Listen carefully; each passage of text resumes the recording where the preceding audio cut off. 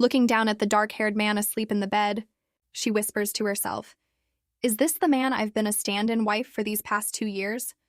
He is burning up, tossing restlessly under the influence of a heavy drug. Suddenly, his hand shoots out, gripping her wrist with bruising force. He gasps, pulling her close. "Who are you?" he groans, barely conscious. She leans in, gently holding his face, and kisses him. "Shh, don't ask," she murmurs. "Just know that I'm your wife." They spend an intimate night together, but long before the morning light, she sneaks out, leaving him completely alone. When the sun rises, Fu Nancheng, the ruthless head of the powerful Fu family, wakes up furious. He grips a blood-stained white shirt, his eyes blazing. "That bold woman," he growls. "She sleeps with me and then just runs off without a single word?" His assistant rushes into the room, out of breath. "Sir, we found out who the woman from last night was." "Who?" Nancheng demands. "It's your wife, sir. Su Shui, the daughter of the Su family that your grandmother arranged for you to marry 2 years ago." Fu Nancheng stares out the window, his expression turning cold and solemn. He buttons his shirt. "Let's go." We're heading back to the estate. Meanwhile, back at the Fu family mansion, the real Su Jue corners the girl who has been pretending to be her. "So, how was sleeping with my husband last night?" Su Shui taunts, a cruel smirk on her face. "Enjoy yourself?" The stand-in, a girl with brown hair and a faint scar on her cheek, stares back blankly. "I completed the task you gave me," she says. "Now can you let my grandmother go?" Su Shu steps closer, her eyes flashing with a violent threat. "You will take last night's secret to your grave. If you ever breathe a word about sleeping with my husband, your grandmother is dead." The stand-in clenches her fists, her thoughts racing. 2 years ago, Su Jie refused to marry him because he was just an illegitimate son. She forced me to take her place. But now that he's the mysterious, all-powerful head of the Fu family, she wants him back. "Your job as my stand-in is officially over," Su Hui snaps, roughly running her fingers over the girl's scarred cheek. "I'm taking my rightful place as Mrs. Fu. Got it, ugly?" "I got it," the girl replies quietly. Suddenly, a maid comes rushing down the hallway. "Young madam, the young master is back!" The heavy double doors push open, and Fu Nancheng steps into the room looking sharp and imposing in a dark suit. Su Xue doesn't miss a beat. She immediately throws herself at him, burying her face in his chest.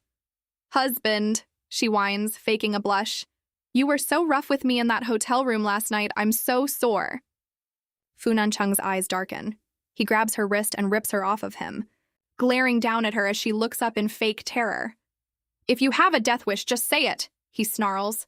"How dare you scheme against me?" "Husband, let me explain," Su Shui cries, forcing tears down her cheeks. "It was your grandmother. She drugged me and forced us to consummate. I'm a victim here too." "My grandmother again," Nancheng mutters in disgust. Standing quietly in the background, the stand-in watches the scene unfold. She's heard the rumors. Fu Nancheng is cold, aggressive, and completely merciless. If he finds out I was the one who actually slept with him last night, she thinks, breaking into a cold sweat, I am completely dead. Hoping to go unnoticed, she turns and begins to quietly sneak away. "Stop right there," Fu Nancheng's voice echoes through the room. The girl freezes. "Who are you?" he demands. "Turn around."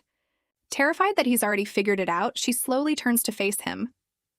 Fu Nancheng's golden eyes lock onto her bruised and scarred face. His eyes go wide with shock. "It's you!" Standing frozen under Fu Nancheng's intense stare, Suti feels her skin burning. It's like his eyes are locked directly onto the faint bite mark on her neck. Before the silence can break, the real Su Shui steps in with a sickly sweet smile, quickly pulling Nancheng's attention away. "Husband, did you mistake her for someone else?" Su Shui laughs, gesturing to the girl in the blue dress. "This is just the new maid, Su Qi." Nancheng frowns, glancing between the two women. "A maid?" Susi immediately plays along, keeping her head down. "You have the wrong person, sir." "I don't know you. I'm just a maid here." Nancheng narrows his eyes. "Then why did you run?" "I didn't run, sir." Su Qi lies smoothly. "I was just hurrying to the kitchen to finish my chores." Nancheng stares at her for a moment longer, thoroughly baffled. "I saw Su Shui yesterday," he thinks to himself. "How could I possibly mistake a lowly maid for her right in front of her own face?" Brushing off the strange feeling, he waves a hand. "Leave us." Yes, sir, Suti murmurs, quickly slipping away. But the moment Nancheng is out of earshot, Su Xue's sweet facade drops. She chases Suchi right into the kitchen, her eyes flashing with pure venom. I'm warning you, Su Xue snarls, backing Suchi into a corner. Stop parading yourself in front of my husband. Susi doesn't flinch. I'd be more than happy to leave right now, she replies coolly, but you have to release my grandmother first. The mission isn't over, Su Xue snaps back. I already told him you're a maid. If you suddenly disappear, he's going to get suspicious. You're staying right here. Susi offers a tight, mocking smile. Then you'd better use every trick in the book to secure your position as Mrs. Fu quickly. I doubt you want me sticking around to watch you make a fool of yourself. Furious, Su Xue glares at the younger girl. How dare she, Su Xue thinks, her mind boiling with jealousy. Why does this ugly girl have the exact same facial structure that I spent a fortune trying to replicate with plastic surgery? The doctor said he modeled my new face after some breathtaking girl he saw on the streets.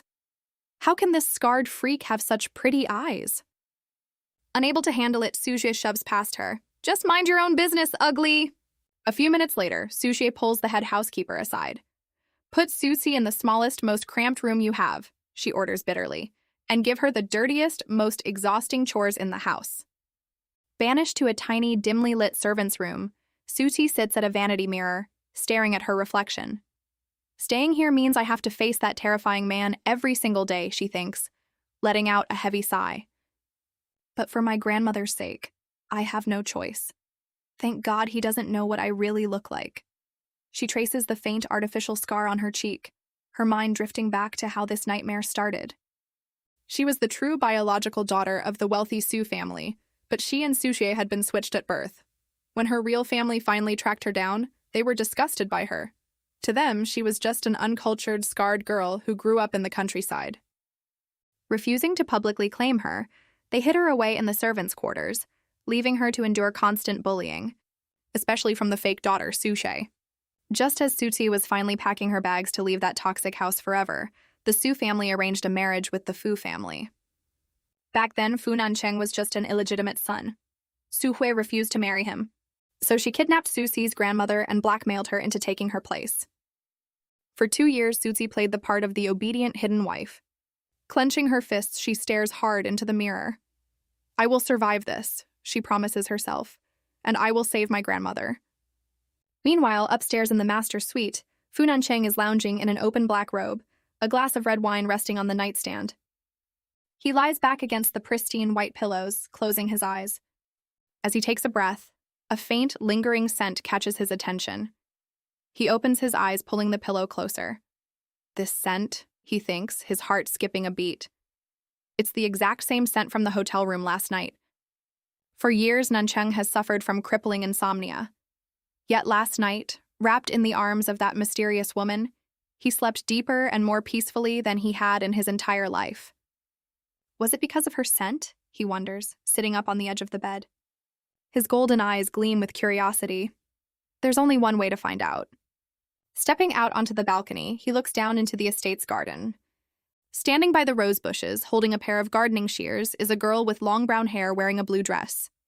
Silently, Nancheng makes his way downstairs. He steps up behind the girl, wrapping his arms securely around her waist and pulling her back against his chest. She gasps, freezing in place. Nancheng lowers his head, burying his face in the crook of her neck, breathing in deeply. Su Xue, he whispers against her skin, fully believing he's holding his wife. Why do you smell so good? What perfume is this? Still caught in his embrace, Su Qi freezes as Nancheng inhales deeply. Su Xue, he murmurs against her neck. Why do you smell so good? What perfume is this? Su Qi's heart pounds against her ribs. He thinks I'm Su Xue again? Flustered, she pushes back, twisting out of his arms. Sir, you have the wrong person. I'm not the young madam.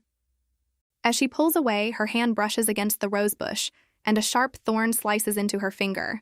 She hisses, quickly pulling her hand back. Nancheng completely bewildered. What is going on, he thinks.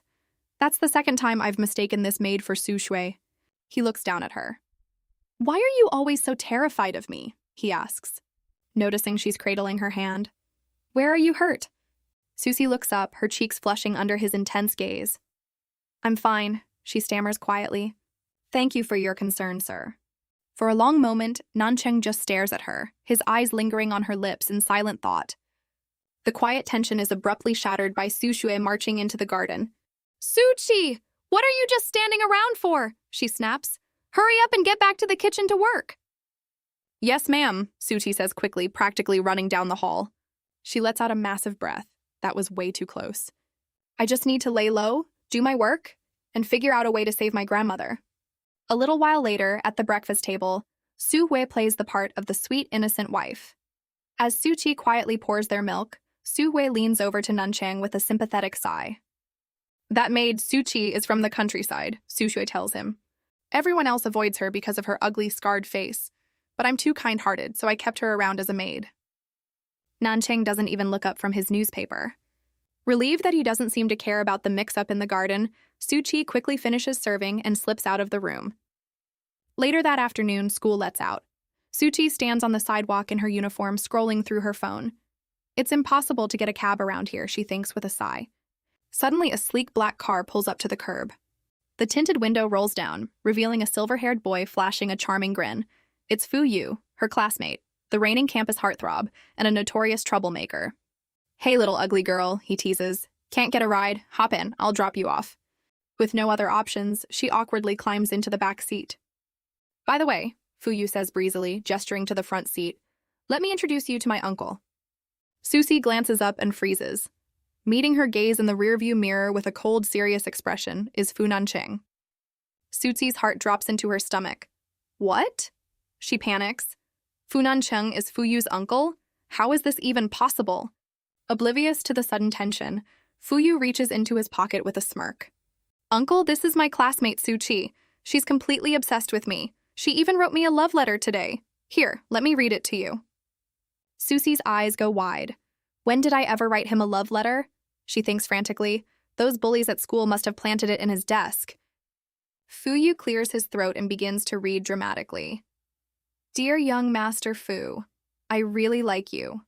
I love your sexy lips, and I want to kiss them. I love your six-pack abs, and I want to rip your clothes off. Susie cringes, blushing furiously. Shut up! Fu Yu just laughs and keeps reading. Even though I'm ugly, I am very gentle. Please let me be your girlfriend. Signed, the ugly girl, Suchi. He turns to her, his eyes dancing with mischief. Wow, I had no idea you liked me this much. All right then, let's date. From now on, you're my girlfriend. As he says it, Suchi catches Nancheng's eyes in the rearview mirror again. His gaze is heavy and piercing. It's the exact same intense look he gave her the night they spent together. Suddenly, the tires screech. Nancheng slams on the brakes, throwing them forward in their seats. Fu Yu, Nancheng says coldly. Get out! Fu Yu blinks in confusion. But uncle, we aren't even there yet. Are your legs broken? Nancheng snaps. Walk! Gripping the steering wheel, Nancheng frowns, a wave of unexplainable annoyance washing over him. It's none of my business if those two date, he thinks. So why am I so irritated? Not daring to argue with his uncle, Fu Yu opens the door.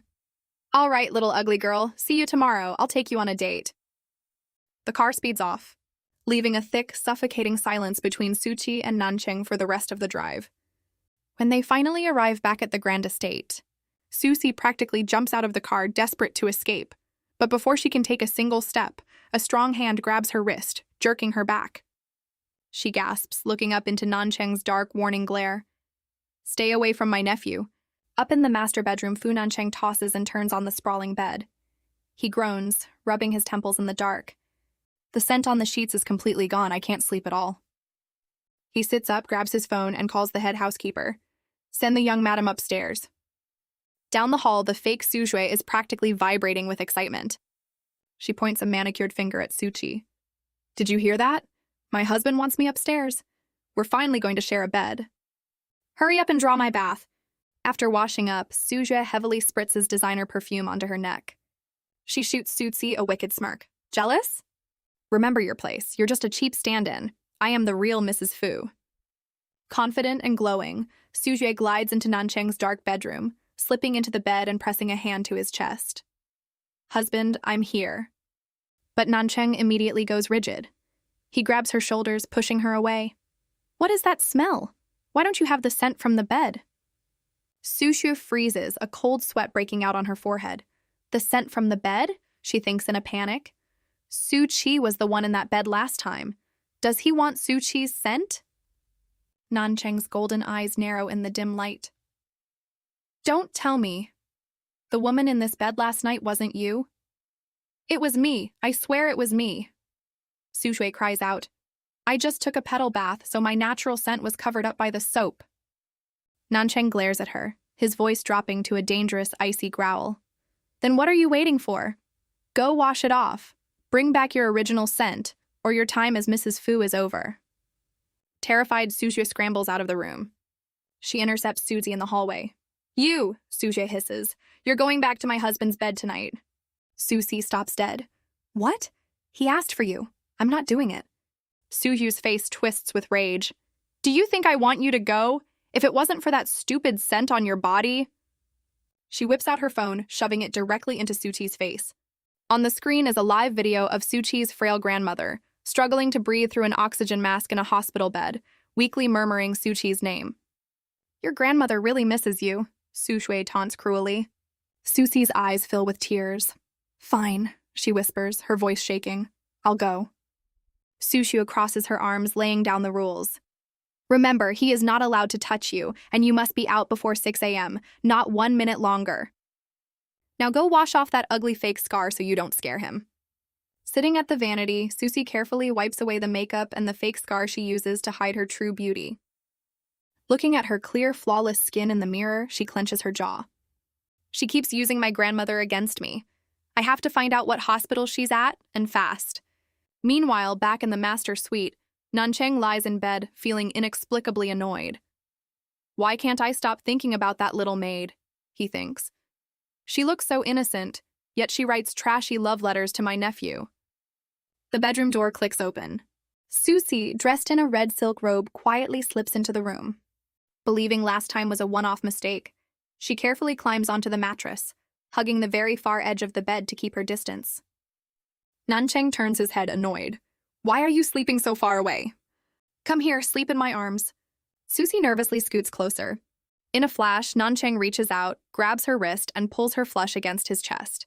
He buries his face into her shoulder, inhaling deeply. You didn't tell me last time, he murmurs softly. What perfume is this? I didn't use perfume, she stammers. Nancheng shifts, looking down at her in the dim light. So this is your natural body scent? Suchi panics, her mind racing. That's not what I meant, sir. The room goes dead silent. Nancheng's eyes narrow sharply. Sir? He repeats. Only the little maid calls me sir. Realizing her fatal slip-up, Suchi's heart hammers against her ribs. I mean, she stammers, blushing furiously. I'm just so nervous sleeping next to you for the first time. I misspoke. Nancheng studies her flushed face for a moment. Slowly he smirks, resting his chin on his hand. You were pretty bold when you climbed on top of me that night. You weren't nervous then. He gently lifts her chin. So, what should you call me? Say it. Blushing all the way down to her neck, Suchi softly whispers, husband. Satisfied, Nancheng wraps his arms around her, pulling her warm body close. Go to sleep, he says softly. As his breathing evens out, Suchi lies wide awake, her heart pounding in the dark. If he ever finds out I'm just the ugly little maid, what is he going to do to me? The morning light filters into the master bedroom. Suchi glances at her phone. It's exactly 6 a.m. Oh no, she panics. Sushui is going to kill me. She tries to quickly slip out of bed, but Fu Nancheng reaches out, pulling her back against his chest. Why are you up so early? He murmurs, his voice thick with sleep. Stay with me a little longer. I haven't slept this well in ages. I need to get up, she says nervously, pulling away from his warm embrace. You go back to sleep. Nancheng watches her rush out the door, his brow furrowing. Why is she in such a hurry, he thinks, feeling a sudden, strange flash of annoyance. She wouldn't even stay 5 extra minutes. Susie barely makes it down the hall before Sushui corners her. Why did you stay 5 minutes late? Sushui hisses, glaring at her. Did you like his warm embrace so much you couldn't bear to leave? If you're so worried about it, Suchi fires back coolly, then don't make me sleep with your husband next time. Sushu scowls, holding out her hand. Whatever, hand over the perfume you use. Now. Suchi pulls a small yellow bottle from her pocket and drops it into Sushue's palm. Why do both you and Fu Nancheng care so much about this scent? Sushu inspects the bottle and her jaw drops. This is a limited edition from the luxury brand CC, and it's completely empty. I've begged my mother for this exact brand and couldn't get it. She glares at Susie with pure disgust. How did an ugly country bumpkin like you get this? You must have stolen it. Before Susie can reply, a heavy door clicks open down the hall. Sushu's eyes flash. Without warning, she throws herself onto the hard marble floor and screams, "Ah, Suchi, why did you push me?" Suchi blinks, completely stunned by the sudden acting. Fu Nancheng steps into the hallway, his face dark as he looks down at his wife on the floor. Who gave you the right to lay a hand on her? He barks at Suchi. Apologize now. Susie looks at him, her heart sinking. Why did I even expect him to be fair? She thinks bitterly. To him, I'm just a maid. I'm a nobody. She lifts her chin, refusing to back down. I didn't push her. She's faking it. I won't apologize. Sujie clings to Nancheng's leg, forcing fake tears. Husband, she grabbed me and shoved me. You have to help me. I said apologize, Nancheng demands, his voice turning to ice. Susie's eyes narrow. If she's going to get blamed anyway, she might as well earn it. She steps forward and violently shoves Susue in the shoulder, sending the other woman sprawling back onto the floor with a painful yelp. There, Suchi says, offering a mockingly sweet smile. Young madam, that time I pushed you. I'm so sorry. She turns on her heel. I've apologized, sir. Now I have chores to do. As Suchi walks away, Sujie wails, clutching her arm. Husband, how can a lowly maid treat me like this? You have to punish her. Nancheng glances down at her, his expression cold and unbothered. Susue, don't play these clumsy tricks in front of me again. Sushu freezes. He knew I was faking it? I only sided with you just now, Nancheng adds, adjusting his cuffs, because I was very satisfied with your performance in bed last night. Come back to my room again tonight. He walks away, leaving Susue trembling on the floor as the horrifying truth sets in. That wretched Susie is already stealing his heart after just one night. If she gets exposed, I'll lose my position as Mrs. Fu. She scrambles to grab her phone and dials her mother. Mom, you have to get me a bottle of CC perfume right now. It's the only reason Fu Nancheng is hooked on Suchi. Her mother laughs softly over the line. Don't worry, Sue. I already pulled some strings. As for Su Chi, your father and I are going to marry her off to young Master Sun. He's the connection getting us the perfume. We're setting a trap for her today. Later that afternoon, Susie's phone buzzes. It's her fake mother. She ignores the call, assuming it's just a lecture about pushing Su Hui. Then a text message pops up. Come to the Yunli Hotel to talk about your grandmother. Susie's eyes narrow in suspicion. Fine, she thinks. Let's see exactly what you two are plotting. Stepping off the curb, Susie hails a taxi. To the Yunli Grand Hotel, she tells the driver. When she arrives, she doesn't notice the sleek gray sedan parked outside. Inside the car, Fu Nancheng narrows his eyes, watching her walk up the hotel steps. What is she doing here? He wonders.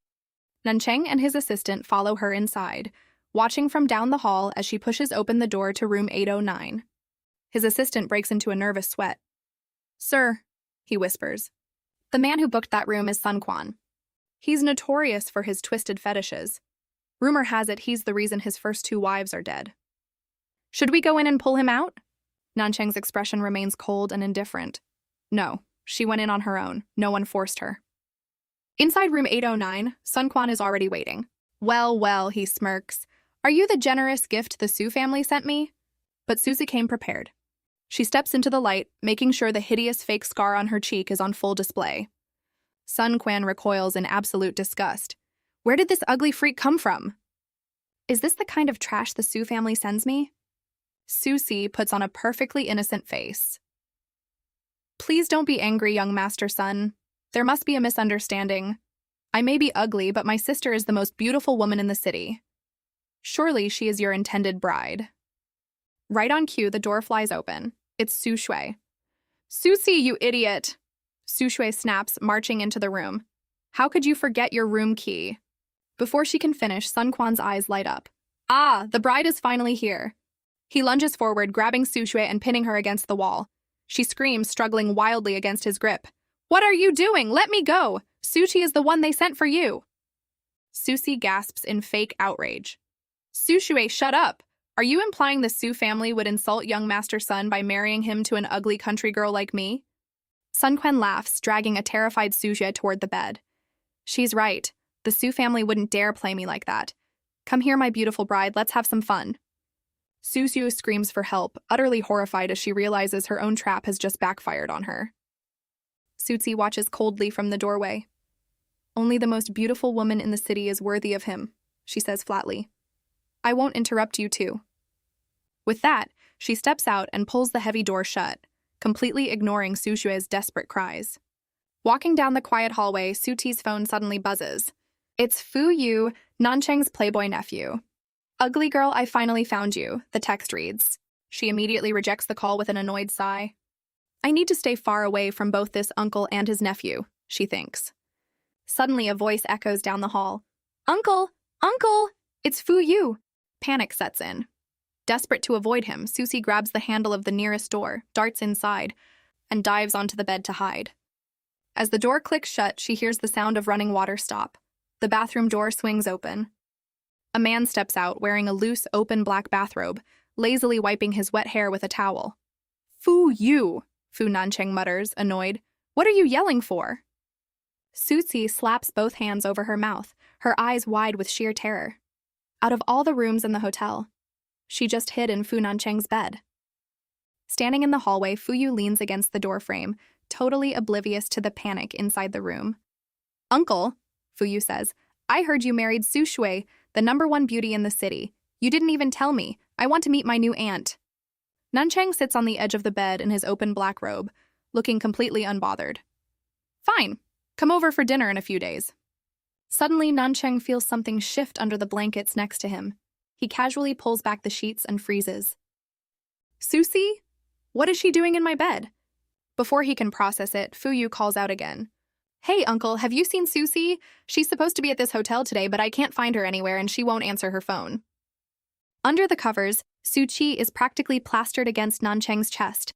She clutches his shoulders, looking up at him with wide, teary eyes, silently begging him not to expose her. Nancheng feels a strange jolt at her sudden closeness, a faint flush creeping up his neck. He pulls the white sheet up higher, hiding her completely from view. Uncle? Fu Yu asks. Why aren't you saying anything?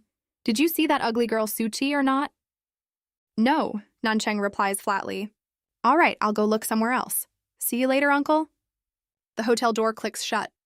The second they are alone, Nancheng violently rips the covers off. Have you hugged me enough? He snaps. Let go! Susie scrambles to back away. But as she jumps up, a lock of her hair gets caught on the button of his robe. She loses her balance and falls right back against his bare chest with a loud gasp. Nancheng glares down at her, his golden eyes blazing. Suchi, are you doing this on purpose? I'm not, she stammers, her face turning completely red. My hair is caught on your button. I'll get it off right now. In her panic, her hands flail, pressing directly against his bare abs. Nancheng tenses. Where exactly are you touching? She quickly yanks her hands back, utterly mortified. I stopped touching. Can you just help me untangle my hair? Without a word, Nancheng grabs the strand of hair and aggressively snaps it, tearing it free. He stands up, looming over her. Get out of my bed, he orders coldly. Susie stumbles back, still in a panic. Sir, I swear I didn't know this was your room. I was just doing what you told me. I was trying to hide from your nephew, and I accidentally ran in here. I told you to stay away from my nephew, Nancheng growls, stepping closer. I didn't tell you to run in here and seduce me. I wasn't trying to seduce you, she argues. Nancheng reaches out and forcefully grips her chin, tilting her face up to meet his intense gaze. Still denying it? I saw you earlier. You got a room with Sun Quan, didn't you? Susie freezes, her eyes widening. He saw me with Sun Quan? That was because...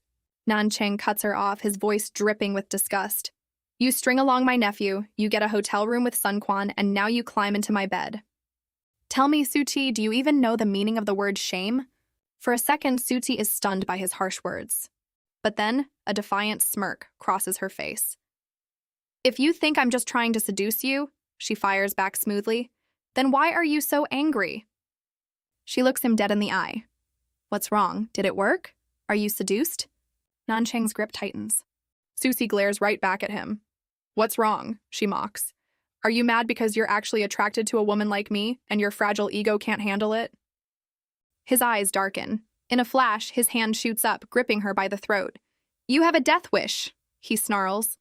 Susie's heart stops. She gasps for air, panic flooding her mind. I can't die here. I still have to save my grandmother. In a desperate bid to break his focus, she surges forward and presses her lips directly against his. Nancheng freezes. His grip immediately loosens and he abruptly shoves her back against the mattress, staring at her in shock. He touches his mouth, his breathing ragged as his mind races. I'm losing my mind, he thinks. The girl from that night was Su Shui. Why did this little maid just remind me of her? He glares down at Susie, his voice turning to ice. This is the last time. If you ever dare climb into my bed again, you won't live to see tomorrow. Let's get one thing straight. I, Fu Nancheng, only like beautiful women. Don't flatter yourself. I have absolutely zero interest in you.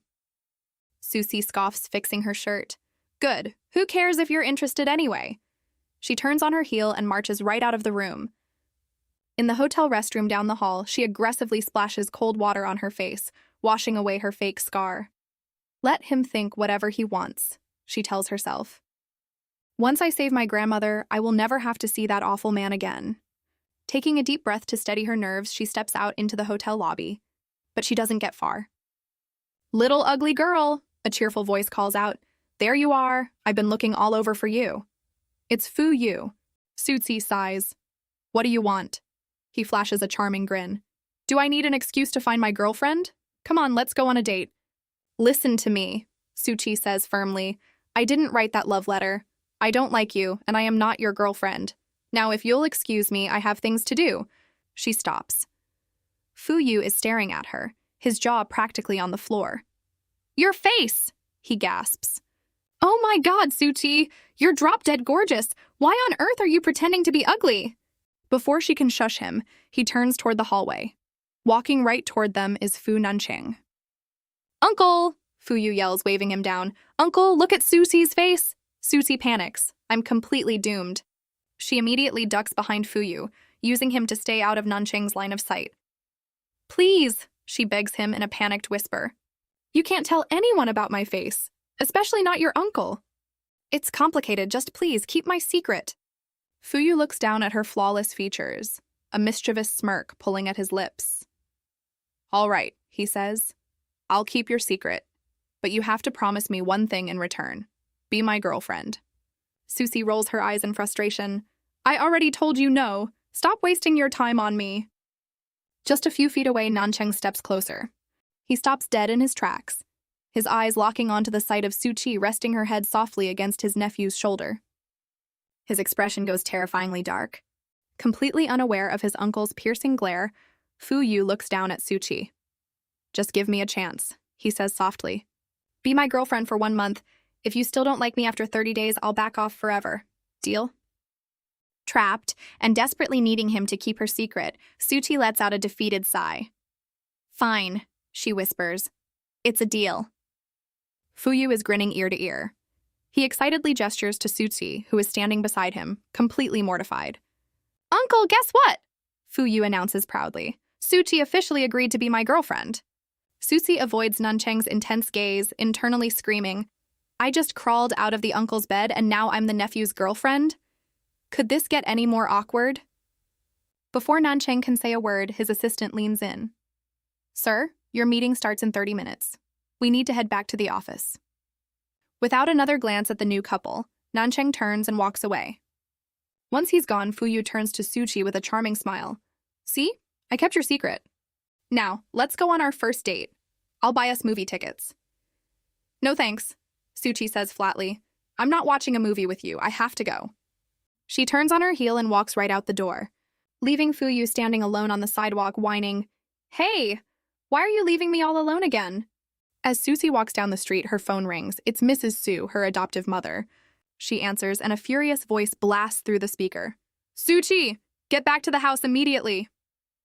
When Suchi arrives at the Su family mansion, the atmosphere is toxic. Su Shui is sobbing crocodile tears, clinging to their mother's arm. Mom, she did it on purpose. She set me up. Mrs. Su glares at Suzi, raising a hand as if to slap her. You vicious brat, you tricked your sister into Sun Quan's room. Do you have any idea what kind of man Sun Quan is? Suzi easily deflects her, offering a cold, mocking smile. Oh? So you do know what kind of man he is? Funny, from the way you set me up with him, I thought you didn't know. Suddenly, Suzi's adoptive father, Mr. Su, stomps into the room. He is practically shaking with rage. What did young Master Sun say? Mrs. Su asks nervously. What do you think he said? Mr. Su barks. He was about to hand-deliver our bidding proposal to the luxury brand CC Perfume. We were this close to a partnership, but Su Shui smashed a vase over his head trying to escape. The deal is completely dead. Su Shui shrinks back. Mom, Dad, I'm the victim here. It's all Suzi's fault. Mr. Su turns his furious glare on Suchi. Even if you were raised in the countryside without manners, you can't be this wild. Do you have any idea how important CC Perfume is to our family? I didn't know before, Suchi retorts sharply, but I do now. To secure a business deal, you're willing to sell off your own daughter. You are a daughter of the Su family, Mrs. Su yells. We pay for your grandmother's medical bills. You should be contributing to this family. I'm a daughter of this family? Suchi fires back. What about Su Shui and your precious oldest daughter, Su Kanro? Why aren't they being sold off to contribute? How dare you? Mrs. Su shrieks. Su Shui is married to the head of the Fu family, and Qianru is highly educated and studying perfumery in France. She is the hope of this family. You're just a selfish brat who only takes and never gives. Susie crosses her arms, faking a dramatic sigh. I wanted to help the family, I really did. But unfortunately, I'm just an ugly country girl. Young Master Sun just didn't want me. You rebellious brat! Mr. Su screams, his face turning purple. Done with the conversation, Suzi turns and walks out the front door into the cool night air. Standing in the moonlight outside the mansion, she pulls out her phone and opens a secure messaging app. She quickly types a command, reject the Su family's bidding proposal. A second later, a reply pops up, yes, boss. A small, satisfied smile spreads across Suchi's face. Meanwhile, back inside the mansion, Mr. Su's phone rings. He answers it and immediately breaks into a cold sweat. All the color drains from his face. Husband? Mrs. Su asks, panicking. What's wrong? Mr. Su lowers the phone, trembling. CC Perfume? They just rejected our proposal and sent everything back. The mood in the Su family living room is incredibly grim. Mr. Su glares at his adoptive daughter. Su Shui, what is going on with you and Fu Nancheng? When is he finally going to make your marriage public? Sushi looks down nervously. It hasn't been going smoothly, but it will happen soon. Once I get my hands on that CC Perfume, Useless, Mr. Su roars, slamming his hand down. You can't even handle a simple thing like this. If you had just been competent, would I have to beg other people for favors? They should be the ones begging us. Mrs. Su quickly places a hand on her husband's chest. Changrong, calm down. Just give Joy a little more time. I can give her time, but she better not ruin this, Mr. Su warns, his voice dropping to a dark threat. Su Shui, don't you forget how you ended up in this marriage in the first place. Tears stream down Su Shui's face. I know, Dad. I promise I'll get Fu Nancheng to announce our marriage as soon as possible. The truth of her marriage is a dark secret. 2 years ago, Su Shui had stolen a beautiful jade pendant from Su Si's room. By pure chance, the Fu family saw it and immediately agreed to a marriage alliance. But back then, Fu Nancheng was just an illegitimate son. Su Shui, believing herself too good for him, absolutely refused to marry him, forcing Su Qi to go as her stand-in. Who could have predicted that the illegitimate son would rise to become the terrifying, all-powerful head of the Fu family? I have to secure my position as Mrs. Fu, Su Shui thinks desperately, wiping away a tear. I have to do it before he finds out the truth. Later that night at the Fu estate, Suti is just about to climb into her own bed when Su Shui marches into her cramped servant's room. Susi, Su Shui orders, you're going back to my husband's bed tonight. Susi rolls her eyes. What? Again? Is he a toddler? He needs someone to sleep with him every single night? Su Shui's eyes flash with fury. Just go. Don't forget, I still have your grandmother. Susi's expression hardens. Fine, I'll go. She pauses, unable to resist a sarcastic jab. Your husband's embrace is just so warm and comfortable anyway. I'll gladly go sleep with him for you. Su Hui glares at her retreating back, practically boiling with jealousy. Meanwhile, in the master bathroom, Fu Nanchang stands under the cold shower. He drags a hand through his wet hair, his mind completely consumed by anger. She actually agreed to date my nephew, he fumes. Does that little maid act the same way with Fu Yu as she does with me? When Nanchang steps out of the bathroom in an open black robe, he slips into bed. Suchi, dressed in a red silk slip and pretending to be Susha, is already lying there with her eyes closed. He wraps his arms around her waist, pulling her close. She lets out a soft murmur, slowly opening her eyes. Suchi stares at Nanchang, her expression tense. What's wrong? She asks gently. Did someone make you angry today? Was it that maid, Suchi? He frowns, projecting his own irritation. Let's not even talk about her. He gently caresses Susi's cheek. I'm just in a bad mood from work today. Did I scare you? Susi leans into his touch, her heart racing. It's late, she whispers. Let's just go to sleep. I don't want to sleep, he replies, his voice dropping an octave. Then, what do you want to do? Nanchang smirks. What do you think? He leans over her, pinning her to the mattress as he goes in for a deep kiss. Susi panics. She agreed to be his sleeping aid, not to actually sleep with him. She shoves hard against his chest. No, let me go!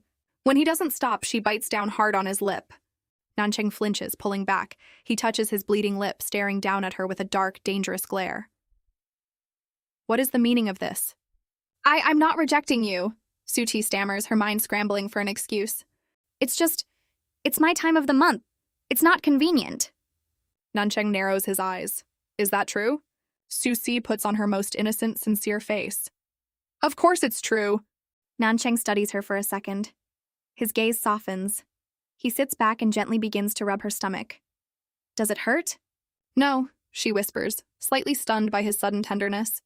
A slow, wicked smile spreads across Nanchang's face. Well, he murmurs, leaning in close, your time of the month shouldn't affect us kissing, right? Nanchang leans over her in the dimly lit bedroom, noticing her nervous flinching.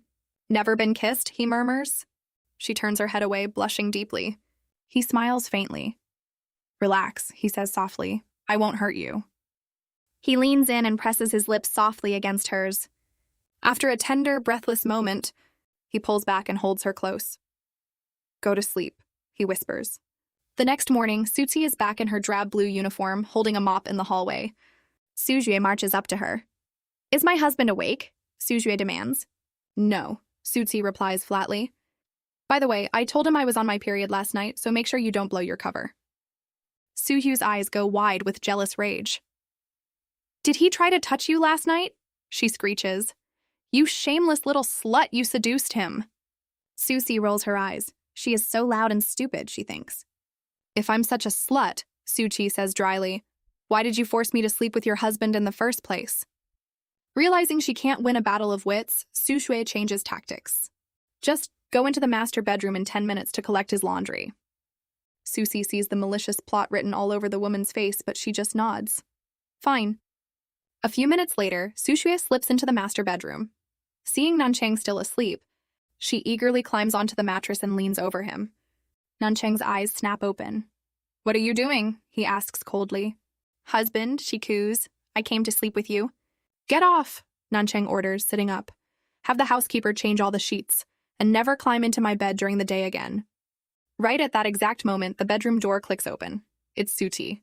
Seeing her enter, Su Shui instantly throws herself onto Nanchang, faking intimacy. Oh, husband, she whines playfully. You're so bad. You know it's not a good time for me right now. Nanchang frowns in confusion, then spots Suzi staring at them from the doorway. His expression turns furious. Who taught you the rules of this house? He barks at the maid. You think you can just open my door whenever you want? Get out! Trust me, I didn't want to see this, Suchi thinks, completely disgusted. What a terrible day to have eyes. She quietly closes the door. The second she does, Nanchang aggressively shoves Su Shui off of him. You get out too, he snaps at his wife. If you ever do that again, I'll break your hands. Down in the living room, Su Shui catches up to Suzi, looking incredibly smug. See reality now, Suzi? Do you know why my husband was so angry? Because you interrupted our intimate moment. Susi stares at her. I thought she had some master plan, she thinks. She just wanted me to walk in and see them acting like a loving couple.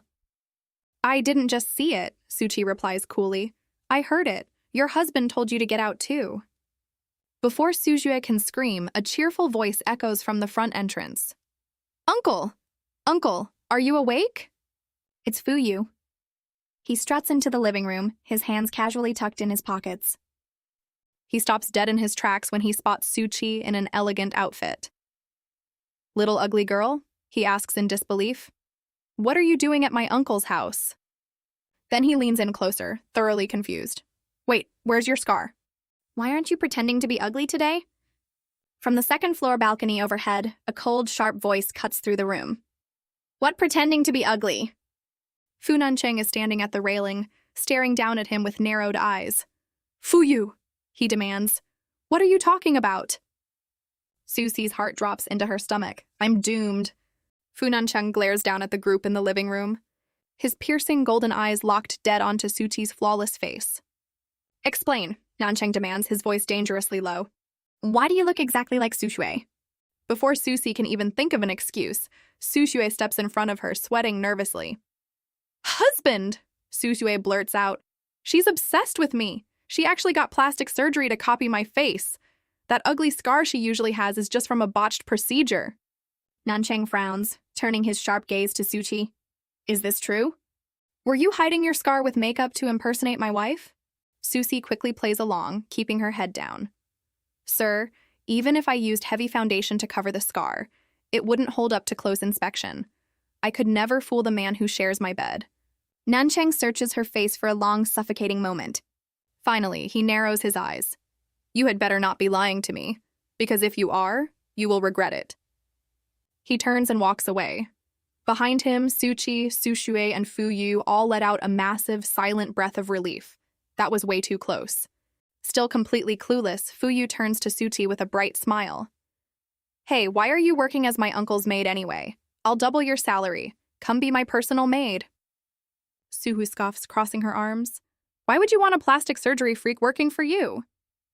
Fuyu snaps right back. Just because I call you aunt doesn't mean you're a big deal. With that attitude, you're the real monster here. He turns back to Susi, ignoring Sushue's furious gasp. Come on, little ugly girl, let's go, I'll take care of you. Fuyu, Nancheng's voice echoes sharply from the hallway. You are coming to the office with me right now. I'm going to test you on your management studies. What? No, uncle, please, Fuyu whines. Then I'll call your father and have all your credit cards cut off, Nancheng replies coldly. Defeated, Fuyu sighs. Fine, I'm coming. He waves to Suchi. I'll hang out with you later, okay? As the front door clicks shut, Susi's phone vibrates in her pocket. It's a text message from an unknown number. Break up with my nephew immediately. Susi rolls her eyes, immediately realizing it's Nancheng. She locks her phone. Tell him yourself, she thinks. I don't have time for your family drama. I just need to save my grandmother. She turns to Suhui. All right, playtime is over. Tell me exactly where you're hiding my grandmother. In your dreams, Suhui sneers. I'm not telling you anything. Without a word, Suzi pulls out her phone and pulls up a photo. It's a crystal clear picture of Sushui being pushed onto the bed by Sun Quan at the hotel. Sushu's face drains of all color. When did you take that? Give me that phone! She lunges forward, but Suchi easily steps out of the way. Tell me where she is, Suchi warns, her voice turning ice cold. Or I send this right to Fu Nancheng. Let's see how much he likes finding out his precious wife is cheating on him. The entire Su family will be ruined. Zhongshan Hospital, room 311, Su Shui blurts out, shaking with panic. Just don't show him. Good, Suchi says, turning on her heel. I'm leaving, and I am never coming back here. She walks out the door, leaving Su Shui standing alone in the grand hallway, completely horrified as she realizes she just lost her only bargaining chip. Later that evening, in his home office, Nancheng rubs his temples. Has CC Perfume given us an answer on the business proposal yet? He asks his assistant. Not yet, sir, the assistant replies. Bring me some coffee, Nancheng sighs. A few minutes later, a maid walks in carrying a tray. Nancheng looks up, immediately noticing it isn't the girl he was expecting. Where is Suchi? He asks, his brow furrowing. Why isn't she working? The maid bows her head nervously. Sir, the young maid. She quit this afternoon. Nancheng freezes, his jaw clenches. She quit? Did she actually run off to be Fuyu's personal maid? Furious, he grabs his phone and dials her number. Across the city, sitting in the quiet, sterile room of Zhongshan Hospital, Suchi gently holds her sleeping grandmother's hand. Suddenly, her phone begins to buzz on the nightstand. She glances at the screen. Caller ID Fu Nancheng. She stares at the flashing name for a second, then calmly presses the ignore button. I'm never going back to that house anyway, she thinks with a soft smile. Who cares what he wants? The automated voice on the phone repeats the same frustrating message. Sorry, the number you have dialed is out of service. Fu Nancheng lowers his phone, his jaw tight with irritation. His assistant steps into the office, looking nervous. Sir, about the luxury brand CC perfume. They said their head perfumer is very busy. If you want to order the custom scar removal ointment, you have to make an appointment with her secretary and wait in line. The assistant pauses, glancing at Nancheng's darkened screen. Also, sir, you don't need to keep calling that number. It's not out of service. She blocked you. Nancheng's expression turns thunderous. He casually but forcefully slides his phone across the desk. So she blocks me, and now I can't even reach her, he thinks, his pride stinging. Get out, he snaps. The assistant practically sprints out of the room, his mind racing with the juicy gossip. Is the ruthless CEO actually trying to buy custom luxury scar cream for a lowly little maid? Alone in his office, Nancheng looks out the floor-to-ceiling window at the city skyline. He clenches his fist, forcing himself to let it go. It's good that she left, he tells himself. I can't let a maid keep messing with my head. Later that evening, back at the main estate, Nancheng tells the housekeeper to send his wife to his room. Sir, the housekeeper says nervously, the young madam's mother took a bad fall, so she went back to the Su family home to take care of her. Understood, Nancheng replies coldly. The next day at the Fu Company headquarters, Nancheng's foul mood plunges the entire office into a terrifying, low-pressure freeze. During the board meeting, executives barely dare to breathe. Outside the boardroom, a terrified employee whispers to Nancheng's secretary, Who on earth made the big boss so angry? The secretary adjusts his glasses. Believe it or not, I think it's because of a little maid. That evening, Nancheng sits in the back of his luxury sedan. Sir, his driver asks, since the young madam is still at her family's house, are we heading back to the Yew Garden estate? Nancheng rubs his temples. No, take me to Yipin Lan. Meanwhile, at the luxurious Yipin Lan estate, Suchi is breathing a massive sigh of relief. Don't worry, Chi-Chi, says her best friend, Fu Yingying, beaming brightly. You can stay here with me as long as you need. My uncle owns this place, and he's super nice. He would never kick you out. Thank you, Yingying. Suchi smiles, feeling safe for the first time in days. She turns to walk down the hall and smacks face first right into a solid, muscular chest. Strong hands instinctively grab her waist to steady her. Suchi looks up, her apologies dying in her throat. Looking down at her, with an expression of pure, unadulterated shock, is Fu Nancheng. Why is it her again?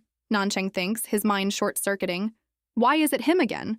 Suchi panics, her eyes darting between him and her best friend. Wait. Fu Yingying. Fu Nancheng. Did I just run out of one Fu family nest right into another? Uncle? Yingying blinks in surprise. What are you doing here?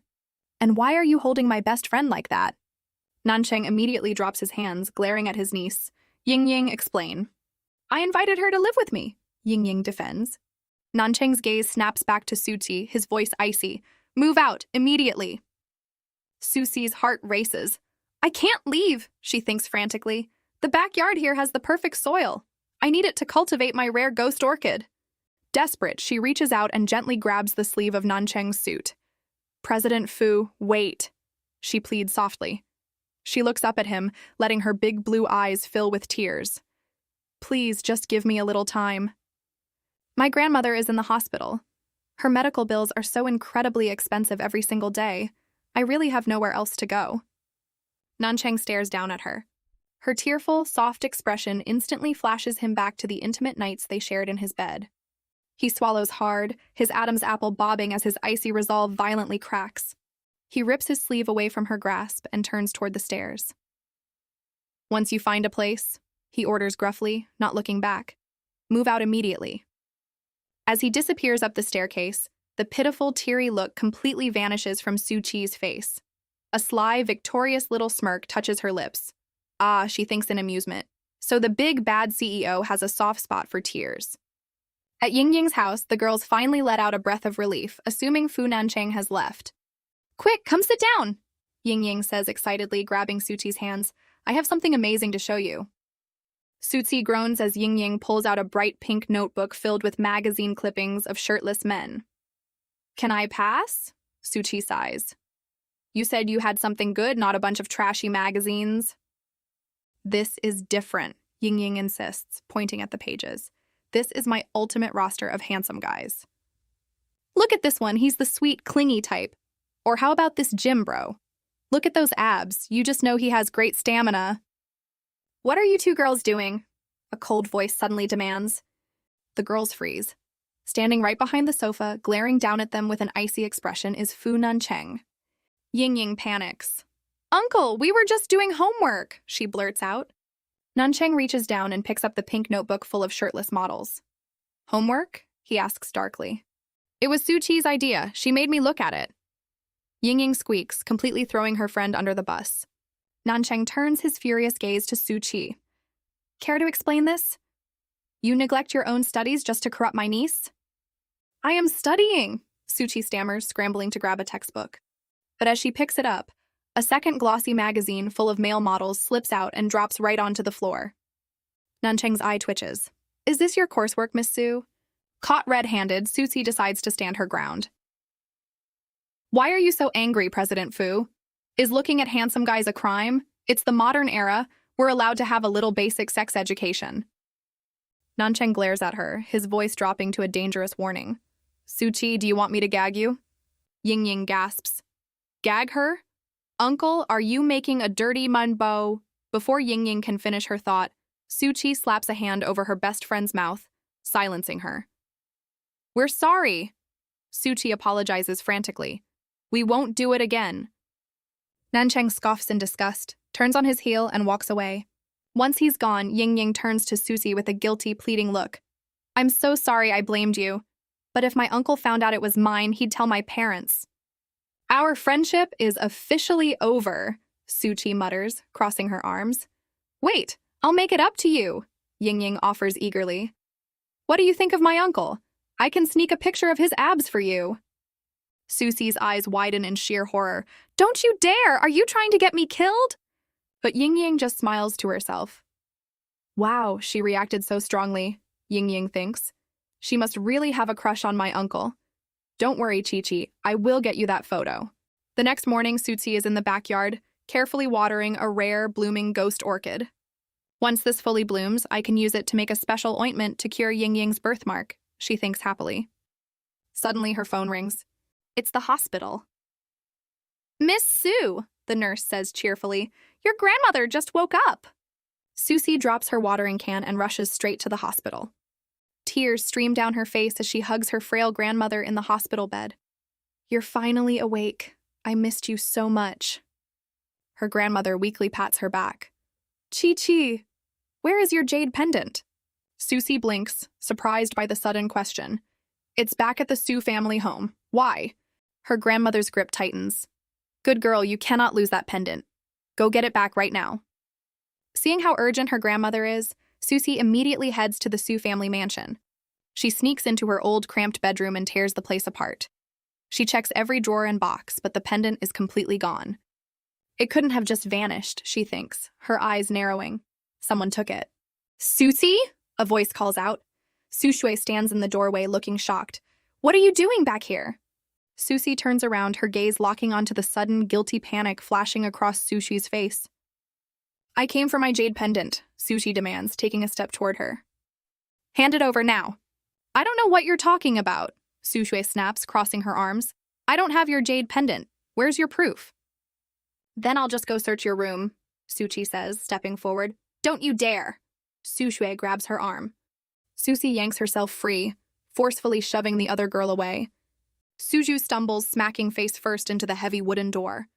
She cries out as blood immediately starts dripping from her nose. "My nose! Somebody help me!" Suddenly, Suju's phone vibrates in her pocket.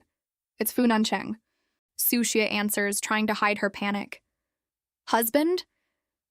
I'm sending a driver to pick you up, Nancheng says smoothly on the other end. We're going to the Fu family estate. My mother wants to see you. Suo hangs up, staring in absolute horror at her bloody, swollen reflection in the dark phone screen. I can't go out looking like this. She glares at Sushi. You have to go meet my mother-in-law in my place. You're crazy, Suchi scoffs. I'm not being your stand-in again. No way. If you don't go, we both go down, Sushi screams. I will tell Fu Nancheng everything. What do you think he'll do to you when he finds out you're the one who slept with him? He'll strangle you. Susie instinctively touches her own neck, remembering the terrifying moment Nancheng nearly choked her in the hotel room. She lets out a defeated sigh. Fine, I'll go. A little while later, Suchi arrives at the Fu family estate, dressed in a pretty, simple outfit and completely barefaced. Nancheng is waiting for her by the grand double doors. He looks at her, a flicker of surprise crossing his face. What took you so long? He asks, his gaze softening. You look different today. Susie panics, touching her cheek. I didn't wear any makeup. Should I go put some on? No, it's fine, he says softly. He reaches out and gently takes her hand. Listen, my mother has been pressuring me to settle down and have kids. While we're in there, we need to act like a deeply in love married couple. Understood? Understood, Suchi whispers, her heart fluttering as his large, warm hand wraps around hers. They walk into the grand foyer. Nancheng's mother, Madame Lin, beams the second she sees them. Oh, you're finally here, Madame Lin says happily. She pulls Suchi aside with a wicked grin. Sushi, I've heard all about you.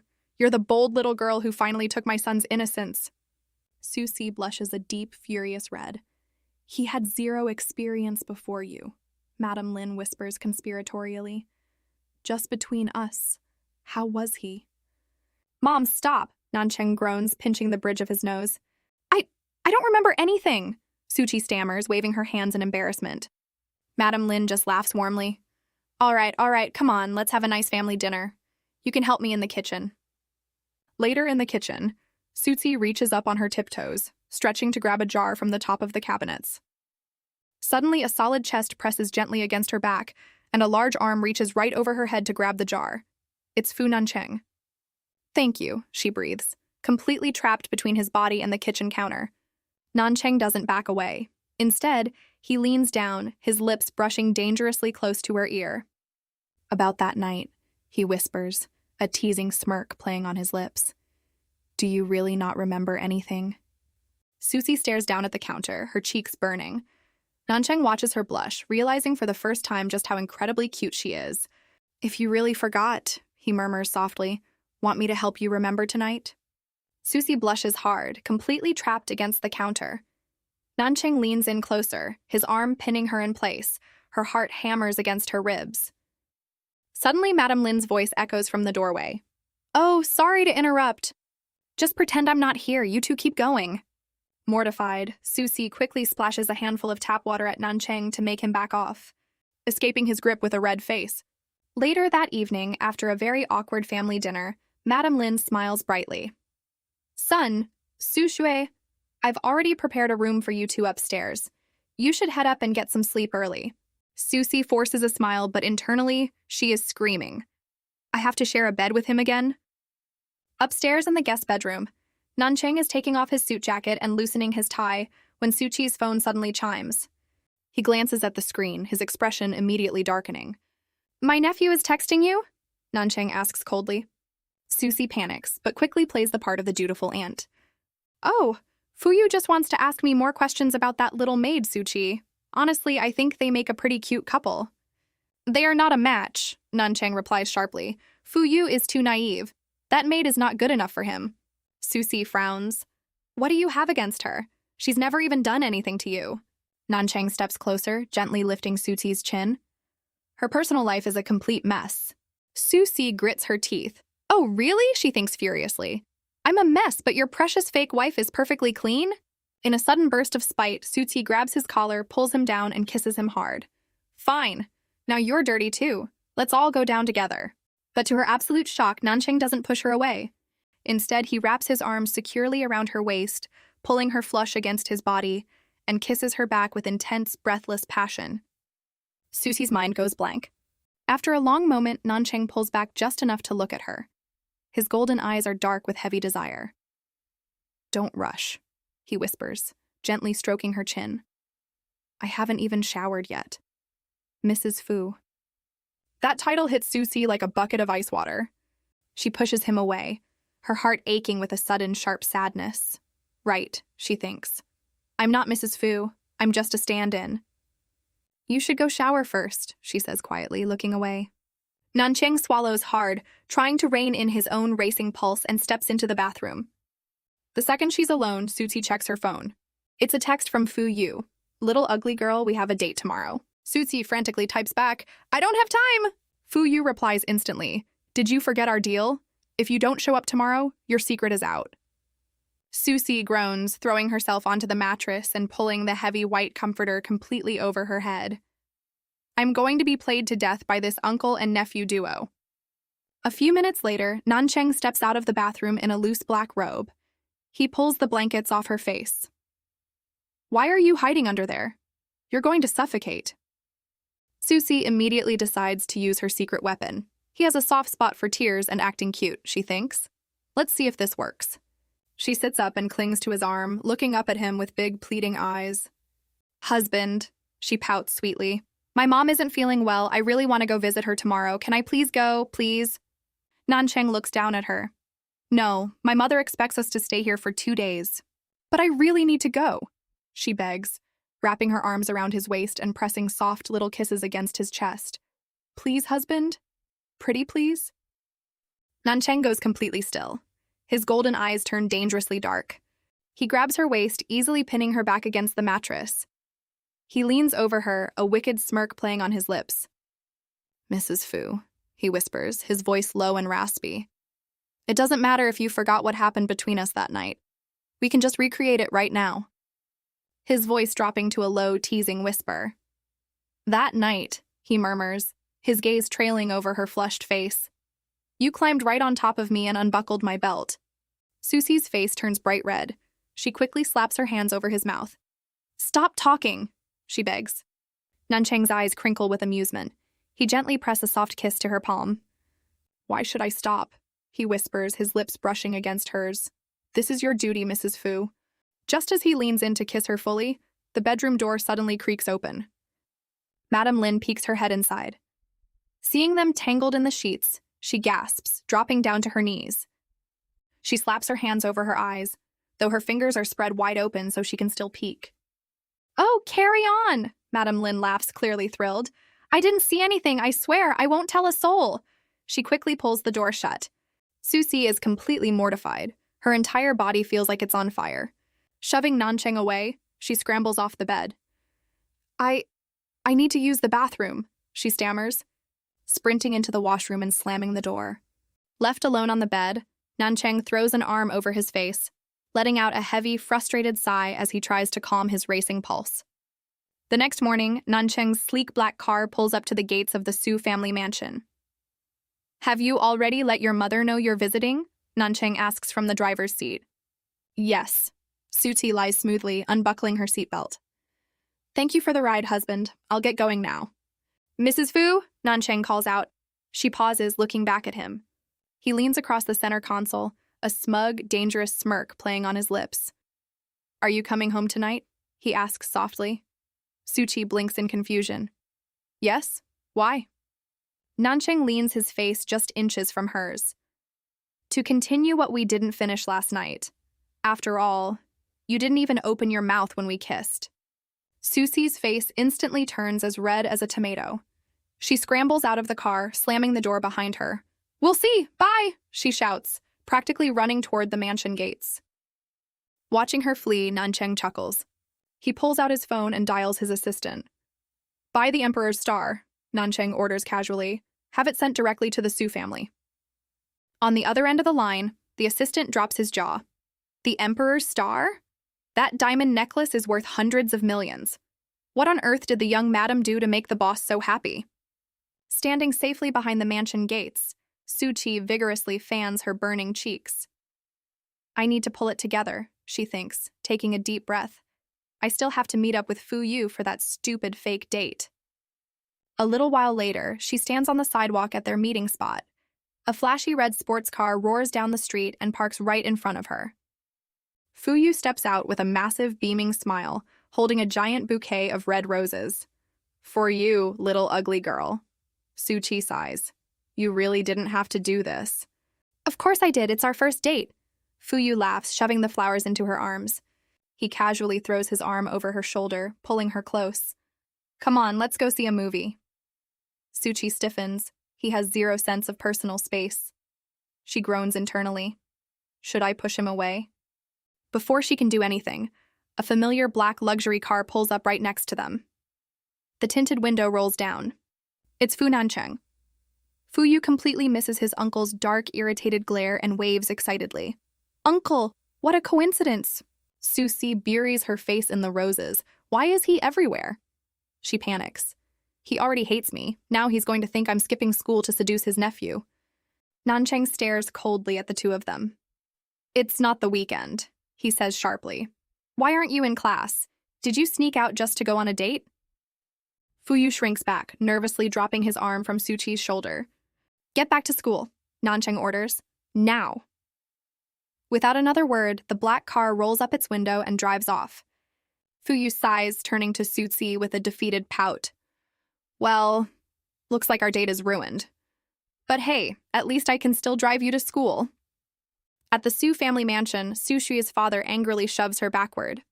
"Useless!" he yells as she stumbles. "Look at yourself. Do you really think you still have a chance of climbing into Fu Nancheng's bed?" Before Su Shui can reply, a snide voice echoes through the room. "Oh my, I came at a bad time. Are you disciplining your daughter, brother?" Su Shui's uncle strolls into the room, flanked by his wife and their daughter, Su Wanner. The uncle smirks. "Don't take your anger out on the girl just because CC Perfume rejected your bid." His wife chimes in with a fake, sympathetic smile. "Exactly. Why don't we let Wanner introduce Su Hui to some nice boys? Wanner is a top supermodel now. She knows plenty of eligible bachelors." Su Wanner steps forward, eyeing Su Hui with disgust. "Oh, wait. Didn't you get plastic surgery on your face, Su Hui? Too bad. Rich heirs don't really like fake faces." "You don't need to fake your pity for me," Su Hui snaps, her face burning with humiliation. "I already have a boyfriend." "Oh, really?" Su Wanner laughs. "Who? Some nobody?" "My boyfriend is Fu," Su Hui starts, but her father violently grabs her arm, cutting her off. "Don't cause trouble," he hisses quietly. "The Fu family hasn't made the marriage public yet. If you run your mouth, they might cut us off completely." Just then, a maid walks into the room holding an elegant velvet box. "Sir, miss," she says. "A gift just arrived for the second young miss." The box is opened. The entire room gasps in shock. Resting on a bed of silk is the Emperor's star, a massive, flawless diamond necklace that recently sold at auction for hundreds of millions. Fu Nancheng, Su Zhu thinks, her heart hammering with shock and excitement. Only he could afford this. What on earth did Su Zi do last night to make him so happy? She quickly recovers, flashing a smug, arrogant smile. She lifts the necklace, practically shoving it in Su Wanner's face. "My boyfriend bought this for me at an auction a while ago. I can't believe he finally sent it over." "Wanner, since you're a supermodel, I'm sure you've worn plenty of expensive jewelry. Has anyone ever given you the Emperor's star?" Su Wanner's face turns green with envy. Well, well, the uncle says, forcing a stiff smile. "I didn't realize Shui had such a powerful boyfriend. We must have underestimated him." Su Shui's father puffs out his chest proudly. "He's a very important man. In fact, he'll be attending my birthday banquet in a few days. You'll meet him then." After the arrogant relatives take their leave, Su Shui's father turns to her with a serious expression. "Good job saving face. You must invite Fu Nancheng to my birthday banquet. It's the perfect opportunity to make your relationship public." "I know, Dad," Su Zhu says, her eyes flashing with determination. Su Sai must have used some dirty trick to seduce him, she thinks. "But the necklace is mine now. I have to use this banquet to lock down my position as Mrs. Fu." The next morning at Ying Ying's greenhouse, Su Chi wakes up in her floral pajamas. She checks her phone. A text from Ying Ying just arrived. "Chi Chi, don't be mad at me. Look at this picture of my uncle's abs. You obviously like him. Why don't you just become my aunt?" Attached is a stealthily taken photo of Fu Nancheng, shirtless in the gym, his incredibly toned abs on full display. Susi's jaw drops. Before she can even react, a voice comes from behind her. Have you seen enough? She freezes, slowly turning her head. Fu Nancheng is standing right behind her, staring down at the photo on the screen. Do you like me? He asks, his voice dangerously low. You want to be my niece's aunt? It's not what you think. Suchi stammers, her face turning bright red. She quickly deletes the photo. There, it's deleted. Are we good? It's not like you were fully naked anyway. Nancheng grabs her chin, forcing her to look up at him. Let me make this perfectly clear, Suchi. I have absolutely zero interest in you. I have a wife, I love her, and I have no intention of cheating on her. He shoves her away. Suchi stumbles back, clutching her chest. He actually likes Suzhui? She thinks in disbelief. What terrible taste. Understood, President Fu. She replies coolly. It won't happen again. You think a simple apology is enough? Nancheng steps closer, looming over her. You think you can just look at me and get away with it? Then what do you want?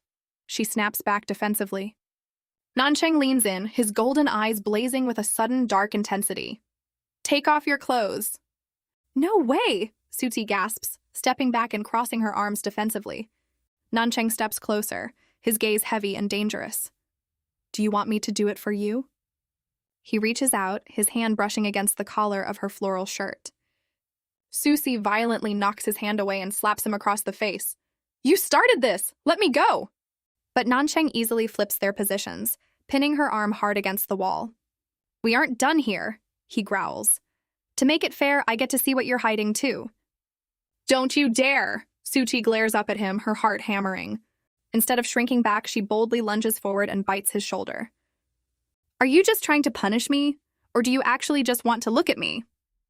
Nancheng freezes. What? You keep saying you hate me. Suchi challenges, her voice dripping with sarcasm. But look at how close you're holding me right now. Do you pin every woman to the wall like this? Does your precious wife know you act this way? That hits a nerve. Nancheng slowly releases her, stepping back. Consider this a warning, he says coldly. Next time I won't let you off so easily. As he walks out of the greenhouse, his mind is reeling. Why do I keep letting her get under my skin, he wonders, deeply frustrated with himself. Just as he steps outside, his phone buzzes. It's a text from his wife, Su Shui. Husband, I received the Emperor's Star necklace. I love it. A second message pops up. Great news. My time of the month is finally over. I'm really looking forward to tonight. Nancheng types back a quick reply. I'm looking forward to it too. The next day, Suchi is sitting alone in her classroom when her phone rings. It's Su Shui. Suchi, Su Shui orders haughtily through the speaker. You are going back to my husband's room tonight. And remember, I already told him my period is over, so don't blow our cover. Sure, Suchi replies flatly. She hangs up without another word, staring at the blank screen. Su Shui, she thinks with a scoff. Are you just naive or actually stupid? Later that night at the Su family mansion, Su Hui is pacing holes into the floor, biting her nails in a sheer panic. She dials Susi's number again. Sorry, the number you have dialed is powered off. What is she doing? Su Hui shrieks. Why is her phone off? Do you know how long my husband has been waiting for me? Finally, at 1:20 in the morning, the call connects. Hello? Suchi answers casually. What are you playing at? Su Shui screams into the receiver. Why did you turn off your phone? Where is my jade pendant? Suchi interrupts, her voice cold and commanding. Hand it over. Su Shui freezes. I just wanted to make one thing perfectly clear. Suchi continues smoothly. I make the rules in this game now. If you don't give me my pendant back, I'm not going anywhere near Fu Nancheng. You! Su Shui chokes on her rage. Fine, I'll give it to you tomorrow, but you have to go to him tonight. If he finds out the truth because you didn't show up, I will drag you down with me. Susi lowers her phone, her eyes narrowing with fierce determination. Fine, I'll go, she says coldly. But this is the last time. She hits the end call button. Tonight is the absolute last time I ever play the stand-in. Downstairs in the grand foyer of the Fu family estate, Madame Lin greets Suchi with a warm, beaming smile. Shui, you're back, the older woman says affectionately, taking Suchi's hands. Should I have the kitchen heat up some dinner for you? No thank you, Mom, Suzy replies politely. I already ate. Madam Lin smiles gently and pulls a stunning, translucent green jade bracelet from her wrist. Before Suzy can react, Madam Lin slides the cool jade onto Suzy's wrist. Here, this is a gift from me to you. Suzy stares at the bracelet, her heart sinking. This is obviously a priceless family heirloom, she thinks. How can I accept this? Mom, I can't take this, Suzy says, trying to pull it off. But Madam Lin holds her hands firmly. Keep it. It's meant to be passed down to the daughter-in-law of the Fu family. It belongs with you. This is your home now, and no one here will ever bully you. Suzy lowers her eyes, a pang of guilt hitting her chest. I'll just have to find a chance to return it to Nanchang later, she decides. Reaching into her pocket, Suzy pulls out a small, beautifully embroidered pink sachet. Mom, I hand-sewed this herbal sachet for you. It's not worth much, but the herbs inside are very calming. Please keep it with you. Madam Lin brings the sachet to her nose, her eyes lighting up. Oh, it smells wonderful. Thank you, my sweet girl. What a thoughtful gift. You're back, a deep voice interrupts. Fu Nanchang steps into the room. All right, you two should go up and get some rest, Madam Lin says with a knowing smile. Nanchang reaches out and seamlessly takes Suzy's hand as they walk up the grand staircase. But halfway up, he frowns. Why are your hands so cold? He asks. Suzy immediately pulls her hand out of his grip. It's nothing, she mutters. As soon as they step into the master bedroom and close the door, Suzy slides the precious jade bracelet off her wrist and sets it down on the table right in front of him. I'm giving this back to you, she says flatly. Nanchang looks at the heirloom, then back up at her, his brow furrowing. You don't like it? No, I don't, Suzy lies, refusing to meet his gaze. She turns toward the bathroom. I won't take something that doesn't belong to me. I'm going to take a shower. Nanchang watches her walk away, thoroughly confused. Why is she acting so incredibly cold tonight, he wonders. A little while later, Suzy steps out of the bathroom wearing a set of modest pink pajamas. She climbs into the massive bed, purposely hugging the absolute furthest edge of the mattress. Nanchang, already laying on the other side, sighs. Come closer. Reluctantly, Suzy scoots an inch toward the center. But the second Nanchang reaches out and touches her shoulder, she flinches, pulling away. Nanchang's patience snaps. He leans over, grabbing her chin and tilting her face up toward his. He leans down, pressing a firm, demanding kiss against her lips. Suzy keeps her jaw locked tight, refusing to yield. Mrs. Fu, Nanchang whispers, his golden eyes narrowing. Open your mouth. No, she says, turning her head away. Nanchang stares down at her, genuine irritation flashing across his face. No? You didn't say no when you accepted the diamond necklace I bought you. You didn't say no when you were flirting with me over text earlier today. Suzy bites her tongue, her mind screaming. That was Su Xue who took your necklace and texted you. Go bother her. But out loud, she forces a playful, exasperated sigh. I was just teasing you earlier. Can't a girl play hard to get? She pulls the covers up to her chin, turning her back to him. I'm really exhausted today. I'm going to sleep. Nanchang watches her back, rubbing his temples in frustration. Heartless little thing, he thinks. As the room goes quiet and Suchi's breathing eventually evens out into a deep sleep, Nanchang shifts closer. He gently brushes the hair away from the back of her neck. As he does, his fingers brush against a faint, distinct birthmark on her skin. Nanchang freezes. His eyes widen slightly as he traces the mark. A wave of profound relief washes over him. The birthmark, he thinks, his last lingering doubts completely vanishing. It seems my worries were unnecessary after all. It really is her.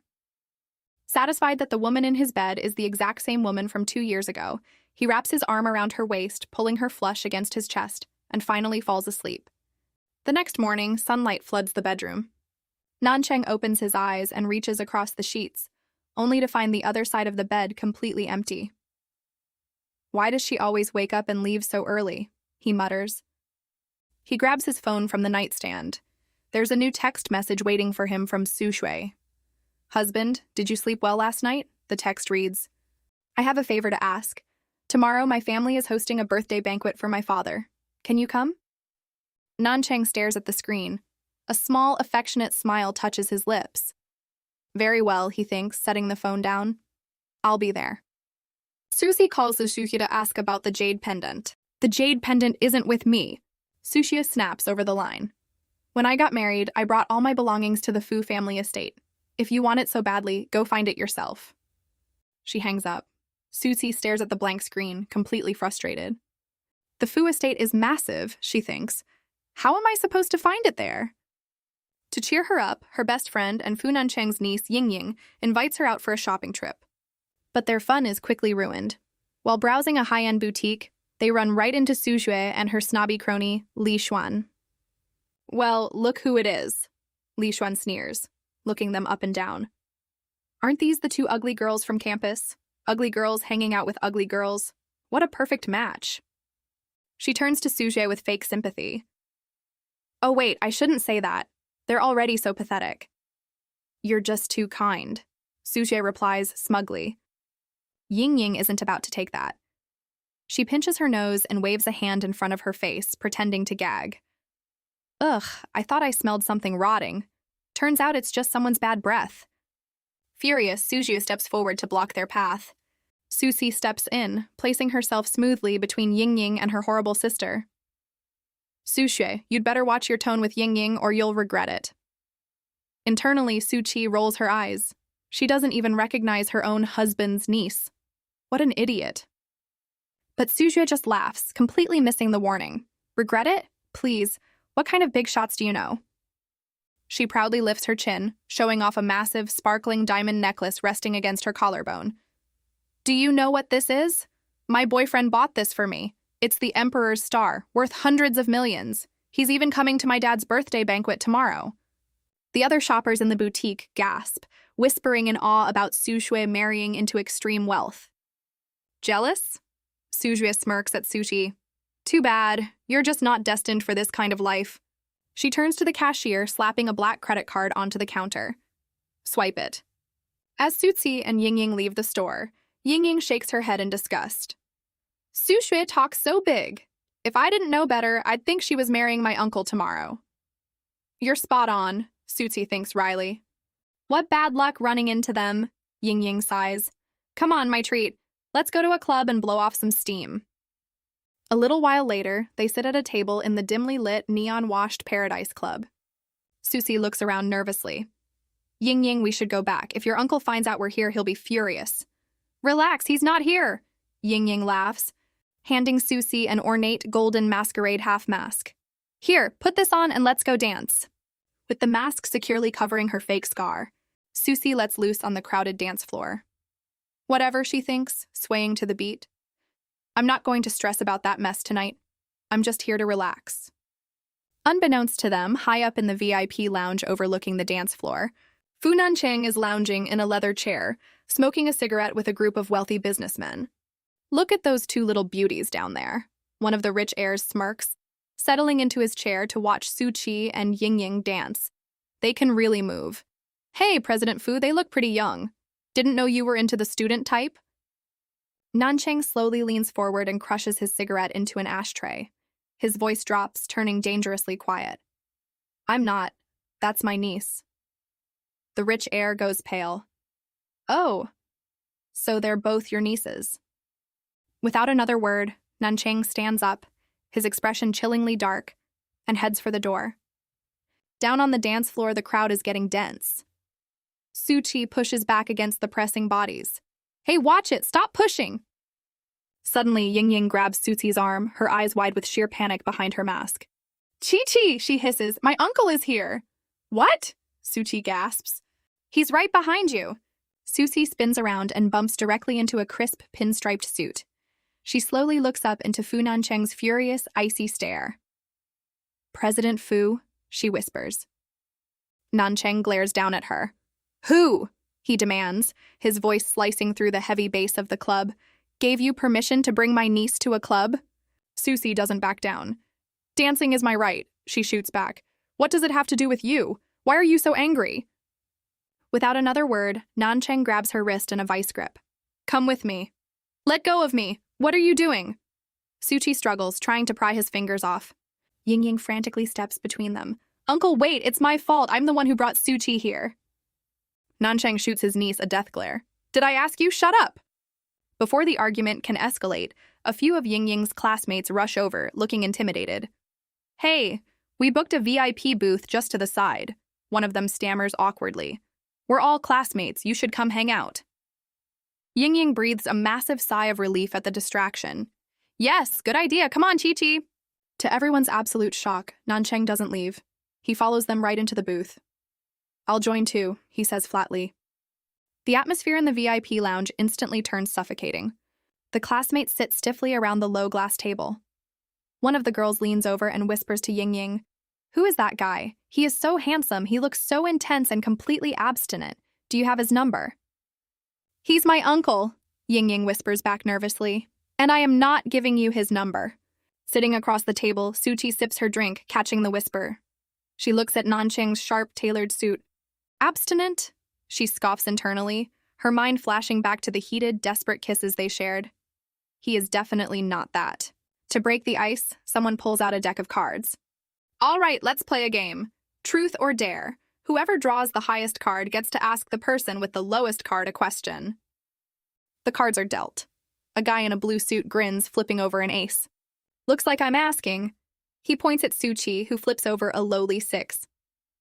"Okay, Suchi," the guy asks with a cheeky grin. "Are you still a virgin?" The booth goes dead silent. Suchi's face remains totally blank. "No, I'm not." Everyone gasps in shock. Across the table, Nancheng's eyes darken dangerously. "Wow, Chi-Chi," one of the girls squeals. "I didn't know you were so open. Who did you give your first time to?" "Hold on," a guy interrupts, shuffling the deck. "New round." "Hey, handsome," he gestures nervously to Nancheng. "Do you want to play?" "Deal," Nancheng says coldly. The cards are passed out. Nancheng slowly flips his card over. The Joker, the highest card in the deck. He locks eyes with Suchi. She flips her card, a 2. "My question," Nancheng says, his voice low and piercing, cutting right through the club music. "Your first time. Who did you give it to?" Susie freezes. She stares into his intense amber eyes, her heart pounding. She can't possibly tell him the truth. "I refuse to answer that question," she says firmly. "If you don't answer, you have to take the penalty drink," someone cheers. Without hesitating, Susie grabs a full bottle of liquor and starts chugging it. Nancheng watches her, his jaw clenched tight. Despite his cold demeanor, a faint flush of red creeps up the tips of his ears.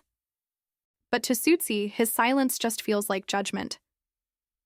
"He's probably disgusted by me," she thinks bitterly, wiping her mouth as she sets the empty bottle down. "In his eyes, I'm just a messy, awful girl." The alcohol hits her fast. The room starts to spin. "You guys keep playing," she mumbles, standing up on shaky legs. "I need to use the restroom." She wanders out into the dimly lit hallway. Suddenly, a heavy hand grabs her arm.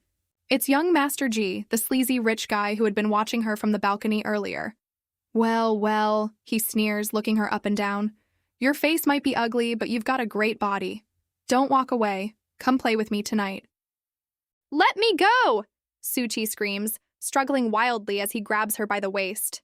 "Don't worry, I'll make it worth your while," he laughs, forcibly dragging her down the hall and shoving her into room 106. The heavy door slams shut behind them. A terrified bystander immediately dials a number. Back in the booth, Nancheng's phone rings. "President Fu!" The caller panics. "That young girl you were with earlier, she was just dragged into room 106 by young Master G. You have to come quick." Nancheng grips the phone, his knuckles turning white. But he forces his voice to remain chillingly indifferent. "Let her do what she wants. It has nothing to do with me." He hangs up. His assistant leans in nervously. "Sir, it's getting late. We should leave. You have to attend the Su family's birthday banquet first thing tomorrow morning." Nancheng doesn't move. He stares at the dark screen of his phone, his mind at war. "I have a wife," he tells himself fiercely. "I love my wife. I should not care what happens to a girl like Suchi." But the image of her terrified face flashes in his mind. His restraint completely shatters. "Wait here," Nancheng growls. He turns on his heel and storms out of the VIP lounge. He marches down the long, red-lit corridor, his eyes blazing with absolute fury. He stops in front of room 106. Without a second of hesitation, he lifts his leg and violently kicks the heavy wooden door wide open. Inside room 106, Susie struggles wildly on the floor. Young Master G pins her down, a sick grin on his face. "Keep fighting," he sneers. "The more you struggle, the more excited I get." But Susie isn't helpless. With a swift movement, she uses a knockout drug she kept hidden. G's eyes roll back, and he collapses onto the bed with a heavy thud. Susie shoves his dead weight off of her, panting for breath. "Good thing I had that on me," she mutters. Suddenly, the heavy wooden door is violently kicked open. Fu Nancheng stands in the doorway, his golden eyes blazing with absolute murder. Before Susie can even speak, Nancheng crosses the room, grabs the unconscious young Master G by the collar, and starts brutally punching him in the face. Crack, thud. Susie watches in horror as Nancheng completely loses control. "Stop!" she screams from the sofa. "Don't hit him anymore. He's already passed out. You're going to kill him." But Nancheng doesn't even hear her. Desperate, Susie rushes forward and throws her arms around Nancheng from behind, hugging him tight. "Enough!" she begs. Finally, he freezes. He drops G's bloody, limp body to the floor. Without turning around, Nancheng pulls out his phone and dials his men. "Come to room 106, he orders coldly. "Clean this up." Then, he grabs Susie by the wrist and drags her straight into the attached bathroom. "What are you doing?" she cries out. Nancheng turns on the showerhead, blasting her with water. "Where did he touch you?" he demands, his voice shaking with dark, terrifying intensity. "Here or here?" "Wash off every single place he touched you." Soaked and shivering on the wet tiles, Suchi finally snaps. "Fu Nancheng, what is wrong with you?" she screams, tears mixing with the water on her face. "What did I ever do to make you humiliate and target me like this?" Nancheng grabs her wrists and pins her hard against the bathroom wall, looming over her. "You didn't do anything," he growls, his restraint completely shattered. "But you seduce me, Suchi. Every single time I see you, I lose all control. You are constantly seducing me." Susie stares up at him in shock, her chest heaving. "When have I ever seduced you?" Nancheng's golden eyes darken with heavy desire. "Right now," he whispers. He leans down and kisses her with bruising, desperate passion. For a second, Suchi is swept up in the intense, suffocating heat of it. But reality crashes down on her.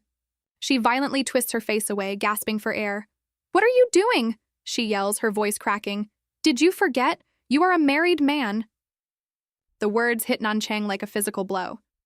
He freezes, stepping back, looking completely dazed as guilt and confusion wash over him. "Leave," he says hoarsely. "Just go." Susie turns away, her wet clothes clinging tightly to her skin.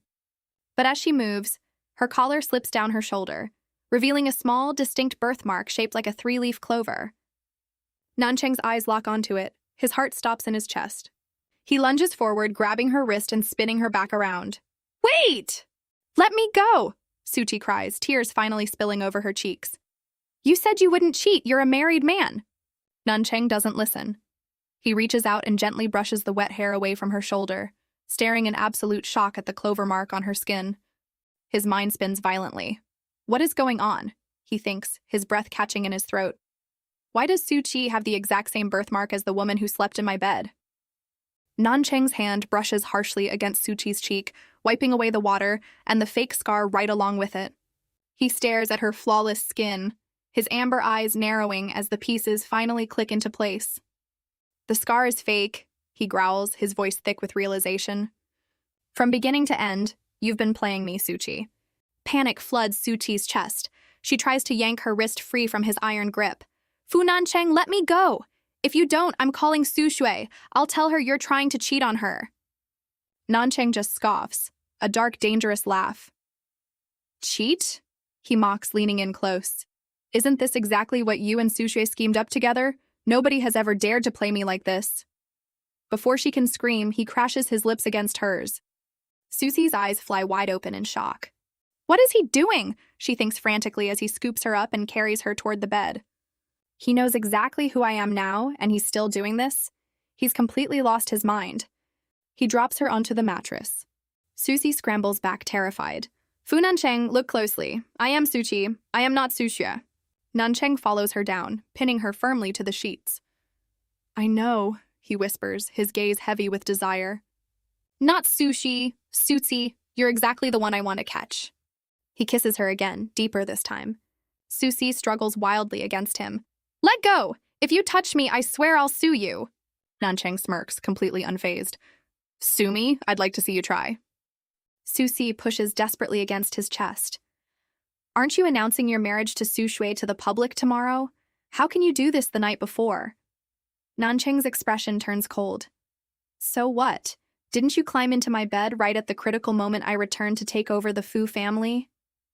Tears well up in Suchi's bright blue eyes. Please, she begs softly. Just let me go. I promise I'll stay far away from you and Su Shui.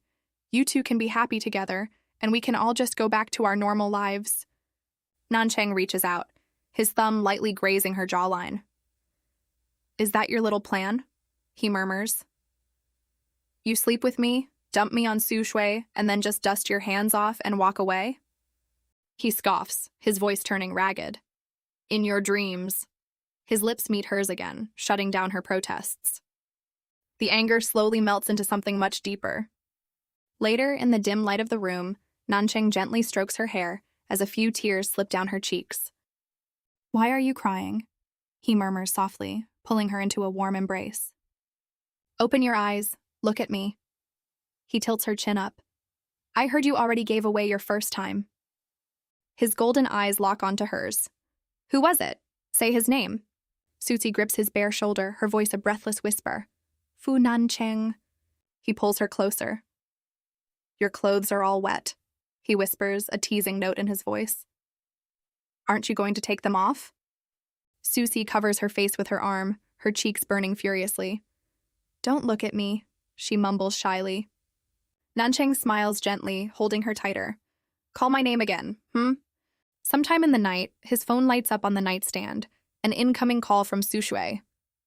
Without a second thought, Nanchang hits ignore, tossing the phone aside. He pulls a peacefully sleeping Susie against his chest and drifts off to sleep. The next morning, Susie wakes up wrapped in the white sheets, her face flushing red as the memories of the night flood back. Nanchang props himself up on one arm, looking down at her with a smug grin. Awake? He asks lazily. How did you sleep? Want to go another round? Susie clutches the sheets to her chest, thoroughly embarrassed. It was terrible, she snaps. Nanchang just chuckles, completely amused. A sudden knock on the door interrupts them. President Fu, his assistant's voice calls out from the hallway. The item you requested is here. Come in, Nanchang replies. The assistant hands him a small package before quickly stepping out. Susie watches cautiously as Nanchang turns to her and places a small white pill in her hand. What is this? Eat this, he orders flatly. Fu Nanchang stares down at Suchi, his expression ice cold. Don't think for a second that I would ever have a child with you, he says flatly. Take the pill. I don't want any accidents. Susie doesn't hesitate. She throws the pill back and swallows it dry. Done, she says, her voice just as cold. Can I leave now, President Fu? Nanchang turns his back to her. What happened last night stays between us. I don't want anyone to know, especially my wife. Susie scoffs internally as she walks out. If you didn't want your precious wife to find out, you shouldn't have done it. You're completely crazy. Later that afternoon, Suchi's phone chimes. It's a text from Su Shui. Dad's birthday banquet is today. Get over here right now. Susie catches a cab to the Su family mansion. She just wants me there to watch Fu Nanchang publicly announce their relationship, she thinks. She lightly touches her chest, right where her clover birthmark sits. But if he loves Su Shui so much, why did he sleep with me again last night? When she arrives at the banquet hall, it is packed with wealthy guests. Su Shui is standing in the center of the room, completely soaking up the attention. Around her neck rests the Emperor's star, the multi-million-dollar diamond necklace. Wow, Su Shui, it's so beautiful, one of her friends gushes. We should all go to the spa tomorrow to celebrate. Su Wei waves a hand, feigning a shy, troubled sigh. Oh, I don't know. My boyfriend is just so clingy. He's probably going to want me to stay by his side all day. Just then, Suchi walks into the room, dressed in simple, casual clothes. Suyu's mother immediately glares at her. Suchi, I told you to stay out of sight. Do you want everyone to know we have an ugly, country-raised daughter? Suzu smirks, stepping in. It's fine, Mom. I invited her. I want her to have a front row seat when I officially become Mrs. Fu today. It's time to crush any delusional hopes she still has. Susie just offers a tight, sarcastic smile. Oh, don't worry, I'll be watching closely. As the evening drags on, Mr. Su starts pacing anxiously. Where is President Fu? The banquet started ages ago and everyone is waiting. I'm sure he's just busy, Dad, Sujue says, nervously checking her phone. I'll try calling him again. Busy? Susie thinks, holding back a laugh. Please, he's probably still recovering from last night. Suddenly, the grand double doors swing open. He's here, someone shouts. Sushue's wealthy boyfriend has arrived. Sujue puffs out her chest, turning toward the entrance with a triumphant smile. See, Susie, my husband is here. But as the figure steps into the bright light of the chandeliers, the entire room goes dead silent. It is not the young, devastatingly handsome Fu Nancheng. Standing in the doorway is an elderly man in a suit and glasses, flanked by 5 massive bodyguards in black suits. A guest bursts out laughing, breaking the silence. Oh my God, Sushue, this is your rich boyfriend? You're dating an old man? Suju's face turns ghostly pale. Who are you? She shrieks. Who let you in? The older man ignores her outrage. He walks straight up to her, his expression completely blank. Miss Su, he says formally, I am here to retrieve the Emperor's star. It does not belong to you. What are you talking about? Sushue panics, clutching the diamonds to her chest. It was a gift. Once it's given to me, it's mine. You can't take it. Without another word, the man snaps his fingers. The bodyguards immediately move in. They grab Sushue by the arms, forcefully pinning her down, and ruthlessly unclasps the necklace, ripping it right off her neck. Let me go! Sushue screams, struggling wildly as her hair falls into a messy tangle. This is my house. I won't let you get away with this. Somebody help. But no one steps in to help. Instead, the guests point and laugh. Wow, one of her snobby relatives sneers. You bragged about landing a sugar daddy and you couldn't even keep him happy? He dumped you and took his jewelry back in front of everyone. I didn't. He's not, Sushue stammers, completely humiliated. A rival businessman laughs directly in Mr. Su's face. Is that your son-in-law, Mr. Su? Hard to tell if he should call you Dad or if you should call him Dad. Disgusted by the total embarrassment, the guests shake their heads. What a waste of time. Let's get out of here. As the hall empties out, Sushue collapses to the floor, shaking in absolute disbelief. Mrs. Su rushes up to her husband, trembling. Husband, what just happened? Who was that old man? Mr. Su's face is ashen. He looks down at Sushue with utter despair. That was Fu Nancheng's head butler, Mr. Su says, his voice shaking. Taking back the necklace, humiliating us in public, this was all Fu Nancheng's doing. Sushu stares at him, her eyes wide with sheer, unadulterated horror. What? No, that's impossible. This isn't how it was supposed to happen, she cries frantically. Fu Nancheng promised he would come. Something must have gone wrong. Her father marches up to her, his face purple with rage, and slaps her hard across the cheek. You useless fool, he roars. Figure out how to win his heart back yourself. He turns on his heel and storms out of the room. Susie casually steps out from the shadows, watching her sister sobbing on the marble floor. Sujue glares up at her, holding her stinging cheek. Are you just here to laugh at me? You already know the answer, Suchi replies with a cool, satisfied smile. Thank you for inviting me to watch such an excellent show. That night at the meeting place, a sudden, agonizing cramp rips through her stomach. She doubles over, clutching her abdomen. What is going on, she thinks, her vision blurring. Did I eat something bad? Suddenly, Fuyu bounds down the hallway with a bright smile. Hey, little ugly girl, are you ready for our date tonight? He stops. Susie sways on her feet, the color completely draining from her face, and collapses. Fuyu lunges forward, catching her unconscious body just before she hits the floor. Suchi! Suchi, wake up! Meanwhile, in the study of the Yipin Lan Villa, Fu Nancheng sits behind his massive oak desk. His head butler steps into the room, holding the velvet box containing the Emperor's star diamond necklace. Sir, the necklace has been retrieved from Su Shui just as you ordered. Nancheng doesn't even look at it. Throw it away. The assistant's eyes go wide.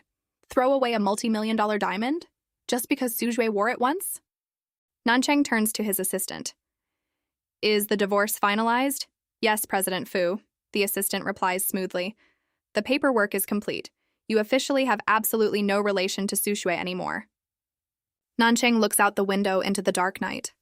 I've dealt with Susue, he thinks, a dangerous glint in his eye. Now it's your turn, Susie. He checks his watch. It's late. Why isn't she back at the villa yet? He steps out of the study and bumps right into his niece, Ying. Oh, hey, uncle, Ying says. You're staying here tonight? Where is your classmate? Nancheng asks, his voice tight. She didn't come back with you? Ying giggles, completely oblivious to her uncle's dark mood. Oh, Chi-Chi, I saw her with Fu-Yu earlier.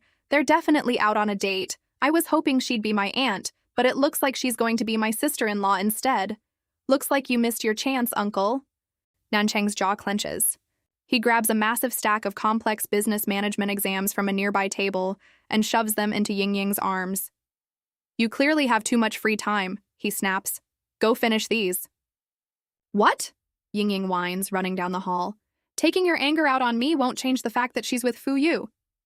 Alone in the hallway, Nancheng pulls out a cigarette and lights it, inhaling deeply. She sleeps with the uncle, he fumes, blowing a cloud of smoke, and then immediately turns around and dates the nephew. Unbelievable. Hours later, outside the villa gates, Fu-Yu's car pulls to a stop under the warm glow of the streetlights. Susie steps out, looking pale and exhausted. Thank you for today, Fu-Yu, she says softly. I'm sorry you had to sit at the hospital with me while I got an IV drip until this late. Don't worry about it, Fu-Yu says, looking genuinely concerned. The doctor said you had a severe allergic reaction to some medication. What exactly are you allergic to? Susie quickly looks away, a bead of sweat forming on her forehead. She knows exactly what caused the reaction. It was the harsh contraceptive pill Nancheng had forced her to take that morning. It's nothing, she lies smoothly. Just some cold medicine. Fu-Yu sighs, reaching out and gently patting her head. Well, just be careful. You're my girlfriend. It's my job to take care of you. Standing on the dark balcony above, Nancheng watches the intimate head pat, his eyes burning with intense jealousy. Susie forces a polite smile. Good night, Fu-Yu. She turns and walks into the villa. As she tiredly climbs the grand staircase, she freezes. Standing on the landing, waiting for her in the shadows, is Fu Nancheng. Susie clears her throat, trying to ignore the heavy tension in the air. President Fu, do you need something? Nancheng takes a slow drag of his cigarette, his golden eyes locking onto hers through the smoke. Suchi, he says, his voice dripping with cold accusation. Where exactly did you and my nephew go having fun to come back this late? The smoke from Fu Nancheng's cigarette swirls in the dim light of the hallway. Suchi coughs, waving her hand to clear the air. President Fu, she says, trying to keep her voice steady. We aren't close. I don't need to report my private life to you. He leans in close, his golden eyes dark and intense. We just shared a bed, he whispers, his voice a low, dangerous rumble. And you say we aren't close? Susie's face flushes bright red. How can you just say things like that? She stammers. She pushes against his chest. Besides, I'm your nephew's girlfriend now. Where we go on our dates is none of your business. Nancheng's gaze drops to her lips. He reaches up, pinching her chin, and leans in. Nancheng doesn't even flinch. He just stares at her, completely captivated by the fiery, rebellious glare in her blue eyes. She's so provocative, he thinks. He pulls his hand back, a cruel, mocking smirk forming on his lips. It's a good thing I made you take that contraceptive pill yesterday morning, he says coldly. Otherwise, if you got pregnant, you wouldn't even know if the baby belonged to the nephew or the uncle. Smack. The sharp sound of the slap echoes loudly in the quiet hallway. Nancheng's head turns to the side. A red mark instantly blooms on his cheek. Susie stands before him, her chest heaving, tears welling up in her eyes. I should have slapped you last night, she yells, her voice shaking with raw emotion. Go ahead, President Fu. Hit me back. You're this high and mighty billionaire. You can crush me like a bug and make me disappear from this city with the snap of your fingers, so just do it. Torture me however you want. She turns and runs into her bedroom, slamming the heavy door shut between them. Sliding down to the floor, Suchi hugs her knees to her chest and finally breaks down. Fu Nancheng, she sobs quietly. From the very first day we met, you've done nothing but bully me and push me into the abyss. You don't know that I was forced to take Sushue's place in the marriage. You don't know that the girl you slept with wasn't Sushue. You don't even know that the pill you forced down my throat gave me a severe allergic reaction. You don't know anything, she cries into the empty room. You're just a complete bastard. A few days pass. Standing on the front steps of the villa at dusk, Suchi lets out a heavy sigh of relief. Thank goodness Fu Nancheng hasn't shown up for the past few days, she thinks. She reaches into her bag and freezes. Her keys are gone. Oh no, I left them inside, she groans. She pulls out her phone and calls her best friend. Ying Ying? I locked myself out. When are you coming home? Oh, Chi-Chi, I can't make it back tonight, Ying Ying says through the phone. But wait, my uncle has a spare key. I'll text him to let him know. Just go find him and grab it. Click. Susie stares at her phone in absolute horror. Wait, Ying Ying, don't... It's too late. Her heart's sinking. She takes a deep breath, steeling her nerves. Fine, if I have to go, I'll go. Across the city, inside a luxurious private booth at the exclusive Song Family VIP Club, the atmosphere is freezing cold. Fu Nancheng sits at the card table, wearing a crisp white shirt, radiating a terrifying, icy aura. Sitting on the sofas nearby, his two wealthy friends, Wen and Song, whisper to each other. Who on earth pissed him off? Wen mutters. He's been in a terrible mood for days. Just leave it, Song replies. He'll snap out of it. Wen decides to try and lighten the mood. Hey Nancheng, we just finished the initial casting for the new Fu Jewelry spokesmodels. We've got 10 gorgeous girls outside. Why don't I call a few in to entertain us? A beautiful young woman in a ruffled dress takes the cue. She boldly approaches Nancheng, shy smile. President Fu, she purrs, reaching for his hand. Let me hold your cards for you. Nancheng doesn't even look at her. Get out, he says, his voice like pure ice. The girl flinches and scurries away. Wen frowns. Come on, man, I thought that was your type. What about something a little more spicy? There's a supermodel named Sue Warner. She's incredibly hot. Want me to call her in? No, Nancheng says flatly. He checks his watch, his brow furrowing. Where is she? He thinks. She still hasn't said a single soft word to me. All she does is make me angry. His friends exchange a knowing look. They realize. He's waiting for someone specific. Outside the VIP lounge doors, the supermodel in question, Sue Warner, who also happens to be Susie's snobby cousin, is touching up her lipstick in a hand mirror. The VIP area is restricted, a bouncer tells her. That's fine, I'll wait here, Warner says with a confident smirk. I heard the Fu family heir is inside today. If I'm lucky, I might just bump into him. As she puts her mirror away, she spots a girl walking down the hallway. It's Sue T, wearing her usual drab clothes and the fake scar on her cheek. Warner's face twists in disgust. Suchi? Susie stops. Of course I run into my cousin. She sighs internally. Hello, cousin. This is the Song family's exclusive club, Warner snaps, looking her up and down like she's trash. What gives a country bumpkin like you the right to be here? Get out before you cause trouble and embarrass me. I'm just here to find someone, Suchi says calmly. Once I find them, I'll leave. Warner bursts out laughing. Find someone? You? You honestly expect me to believe an ugly freak like you knows anyone in a place like this? Who are you trying to fool? Before Warner can finish her insult, the heavy VIP doors swing open. Nancheng's personal secretary, a man in a sharp black suit, steps out into the hallway. He walks right past the supermodel, stops directly in front of Suu Chi, and bows respectfully. Miss Sue, the secretary says politely, please follow me. Oh, okay, thank you, Suu Chi says. She walks right past her cousin and steps into the VIP lounge. Left standing in the hallway, Sue Warner's jaw practically hits the floor. Her eyes bulge in sheer, unadulterated shock. What? Warner's mind screams. How did she get in? What kind of massive VIP did that ugly girl manage to hook? Back in the VIP lounge, Fu Nancheng sits on the sofa, staring at his phone. His friends, Wen and Song, exchange a look. He's checked his phone a dozen times. Wen whispers, is he waiting for a text from a woman? Impossible, Song scoffs. He just kicked a gorgeous girl out. With his high standards, who could possibly catch his eye?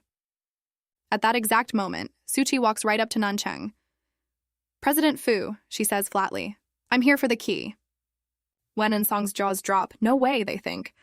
Nanchang looks up, a wicked smirk playing on his lips. It's in my suit jacket, he says smoothly. Get it yourself. Reluctantly, Susie leans over and reaches into his breast pocket. In a flash, Nanchang wraps his arm around her waist, pulling her flush against his chest. Susie gasps, her face turning bright red. I checked, she stammers, trying to push away. It's not in your pocket. Really?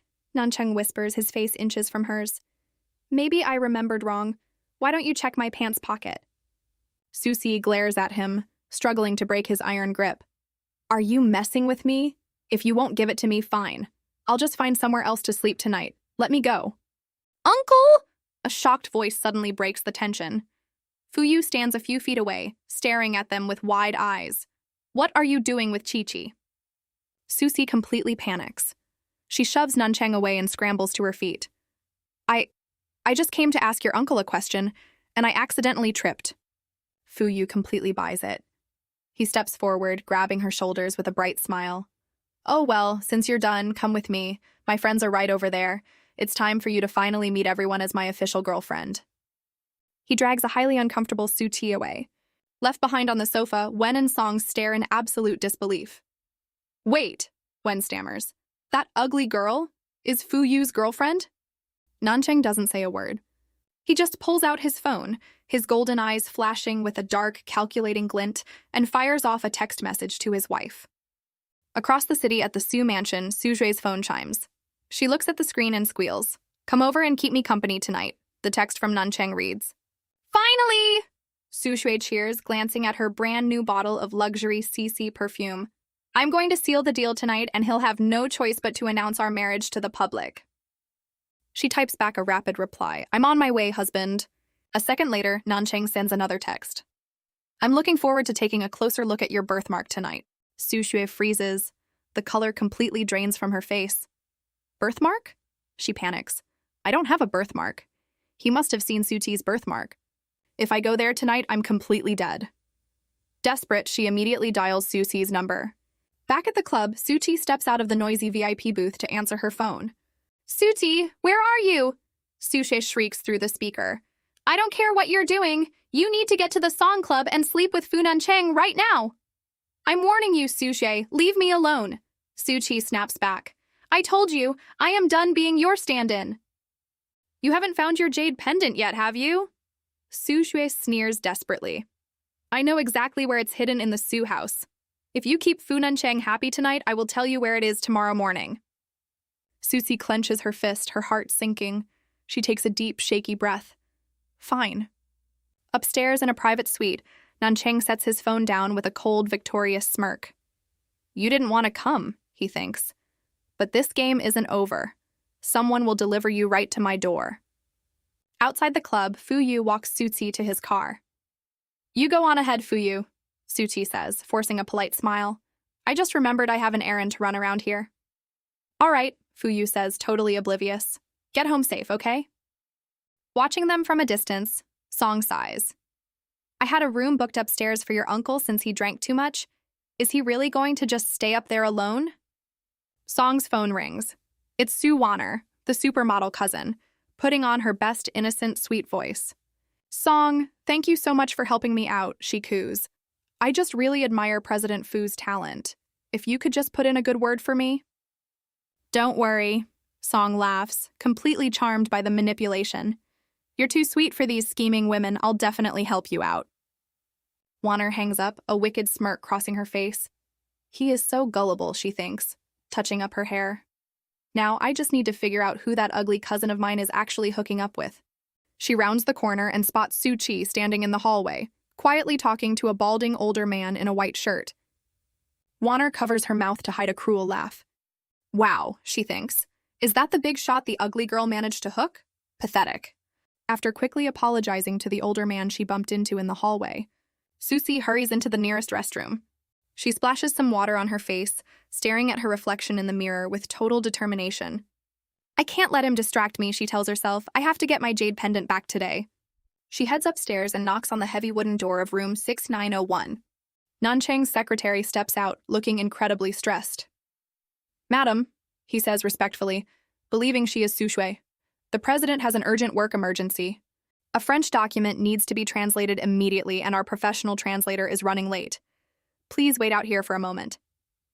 I can translate it, Suchi offers smoothly. A few minutes later, she is sitting at the coffee table in the suite, her fingers flying across a laptop keyboard. Nancheng stands nearby, watching her work with a look of genuine surprise. Did you take French in college? He asks. No, Suchi replies, shaking her head without looking away from the screen. I just taught myself for fun. Nancheng narrows his eyes, intensely studying her. She's completely self-taught, yet her translation rivals my top corporate professionals? Just how many secrets are you hiding? All right, it's done, Suchi says, hitting save. Nancheng sits on the sofa next to her, casually twirling a lock of her long brown hair around his finger. Since you worked as my translator today, he murmurs, should I pay you a salary? No need, she replies flatly. Then, how about a reward? Before she can blink, Nancheng leans in and cups her cheek. He pulls her close, his lips brushing against hers. Susie immediately pushes against his chest. Don't do this, she protests, turning her head away. Nancheng easily catches her wrists, pulling her flush against his chest.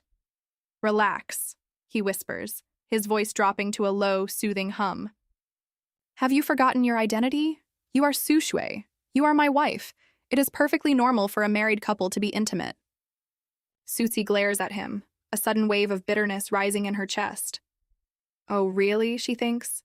If I am your wife, she challenges, her blue eyes welling with frustrated tears, then why did I see you in a hotel room with that maid, Suchi, the other night? Why did you touch her? Nancheng pauses. A faint, knowing smirk touches his lips as he decides to play along with her dual identity. That little liar, he says smoothly. I had been drinking. I mistook her for you. I absolutely despise that maid. She can't even compare to you. You are the only one I like. The words hit Susie like a physical blow. He hates her true self but claims to like her fake persona? The sheer hypocrisy makes her stomach turn. She violently shoves him away. Disgusting, she snaps. Without looking back, she storms out of the suite and runs straight into the private washroom, slamming the door behind her. She grips the edge of the sink, trying to catch her breath. But a second later, strong arms wrap securely around her waist from behind. What's wrong? Nancheng whispers against her ear. Are you angry? Let me go, she struggles, trying to pry his arms off. He spins her around, pinning her against the counter. Am I being too easy on you? He asks, his patience wearing thin. Panicking, Susie goes for her only excuse. Nancheng, wait, calm down, my body… Let me guess. Nancheng interrupts, an amused smirk crossing his face. Your aunt is still visiting. You're on your period. Susie sweats nervously. Yes. Nancheng stares at her. Your period has lasted for almost an entire month. Before she can stammer out an excuse, he effortlessly lifts her up by the waist, setting her right onto the edge of the bathroom counter. He steps between her knees, cupping her face in his hands, and leans in for a deep kiss. Furious, Susie stubbornly clamps her lips shut, refusing to kiss him back. Nancheng pulls back slightly, a dark, irritated glint in his golden eyes. Are you doing this just to ruin my mood? He growls. Have you forgotten how to open your mouth? He kisses her again, this time biting down lightly on her lower lip. Suchi gasps in surprise, opening her mouth just enough for him to deepen the kiss. As the heat between them rises, Suchi finally breaks the kiss, her face flushed red and her chest heaving. She looks down at him, her voice trembling slightly. Fu Nancheng, she breathes. Did you buy protection? I really don't want to take that pill again. The next morning, Nancheng wakes up alone in the hotel bed. He rubs his temples, immediately grabbing his phone to call his assistant. Where did she go? He asks, his voice thick with sleep. Miss Suchi went downstairs to meet Miss Su Shui, sir, the assistant replies. Down in the club's restroom, Suchi and Su Shui are hastily swapping their clothes back. Where is my jade pendant? Suchi demands. Su Shui narrows her eyes, looking Susi up and down. Are you kidding me? Are you done already? Did you two actually sleep together again? Before Susi can answer, the bathroom door opens. Nancheng is waiting in the hallway. Suhe immediately flips a switch, plastering on a sweet, adoring smile as she runs over and clings to his arm. Husband, she coos. Nancheng looks down at her, a faint, calculating smirk on his face. I had a great time last night, he says smoothly. Me too. Sujue lies without missing a beat. Nancheng nods. Since you have some free time, let's go shopping. Really? I'd love to. Sujue beams. Susai panics. If Sujue leaves now, she won't get the location of her grandmother's jade pendant. Wait, Susie blurts out. I'm coming too. Nancheng raises an eyebrow, staring right at Suchi. Let her come, he tells Sujue coldly. She can carry our bags. A little while later, Nancheng is driving the three of them toward the luxury shopping district. He glances up at the rearview mirror, locking eyes with Suchi in the back seat. You're acting strange today, Sujue, Nancheng says, his voice dripping with subtle mockery. During the day, you call me husband non-stop, but at night, you don't say it at all. Sujue breaks into a nervous sweat. If you want to hear it, I'll say it as much as you want tonight. Nancheng smirks, keeping his eyes on Suchi's reflection. So, you want to play a 3-person game, Suchi? He thinks. Fine, I'll play along. At the luxury jewelry boutique, Nancheng pulls a classic trick. I left a highly confidential document in the car, he tells Sujue. Go fetch it for me. I only trust you to handle it. Eager to prove herself, Sujue practically sprints out of the store. Suzi watches her go, rolling her eyes. She actually fell for that? What kind of CEO leaves confidential documents in an unlocked car? The second Sujue is gone, Nancheng points to a stunning multi-million-dollar pink diamond bracelet under the glass. Bring that out. The clerk beams, carefully placing the dazzling piece on the velvet tray. It's gorgeous, sir. Which lucky lady will be wearing this? Give it to her, Nancheng says, pointing straight at Suchi. Susie freezes as the clerk fastens the heavy diamonds around her wrist. Nancheng watches her, a quiet satisfaction in his chest. The Emperor's star necklace went to the wrong girl, he thinks, but this bracelet is exactly where it belongs. What are you doing? Suchi hisses, trying to unclasp it. Nancheng immediately grabs her wrist, his grip like iron. Don't take it off, he whispers, leaning in close. If you take it off, I'll tell everyone exactly what we did in bed last night. Susie's blue eyes go wide. Are you insane? Keep the bracelet as hush money, Nancheng replies, his face inches from hers. I like my wife. I don't want you running your mouth and ruining our relationship. Suchi scoffs, thoroughly disgusted. I don't want your hush money. Take it back. Nancheng's gaze drops to her lips. If you don't want the bracelet, what do you want? Me? He smirks. Don't be greedy. I don't belong to you. Before Susie can slap him, Sujue comes running back into the store, completely out of breath. Husband, I looked everywhere. There wasn't a document in the car. Is that right? Nancheng says flatly. I must have remembered wrong. Actually, I have an urgent meeting to get to. I have to leave. Wait, let's at least look at the jewelry. Sujue pouts. But as she steps closer, her eyes lock onto the sparkling pink diamonds wrapped around Suchi's wrist. Suchi! Sujue shrieks, her face turning purple with rage. Where did you get that? Did my husband buy that for you? I didn't ask for it, Suchi snaps back. If you want it so badly, take it. You shameless little slut, Sujue screams. She raises her hand high, aiming a vicious slap right at Suchi's face. But the strike never lands. Nancheng catches Sujue's wrist mid-air. He steps in front of Suchi, shielding her completely. Stop embarrassing yourself, Nancheng snarls, glaring down at his wife. I bought it for her. If you have a problem with it, you take it up with me. Susie stares at Nancheng's broad back in utter shock. Why is he protecting me? She wonders wildly. I thought he liked Sujue. Humiliated and trembling with jealousy, Sujue watches them. Her mind races back to the text message Nancheng sent her about a birthmark. Fine, Sujue thinks, her eyes flashing with desperate malice. I'll just get a tattoo of a birthmark exactly like Suti's. Once I give him what he wants in bed, everything will be mine again.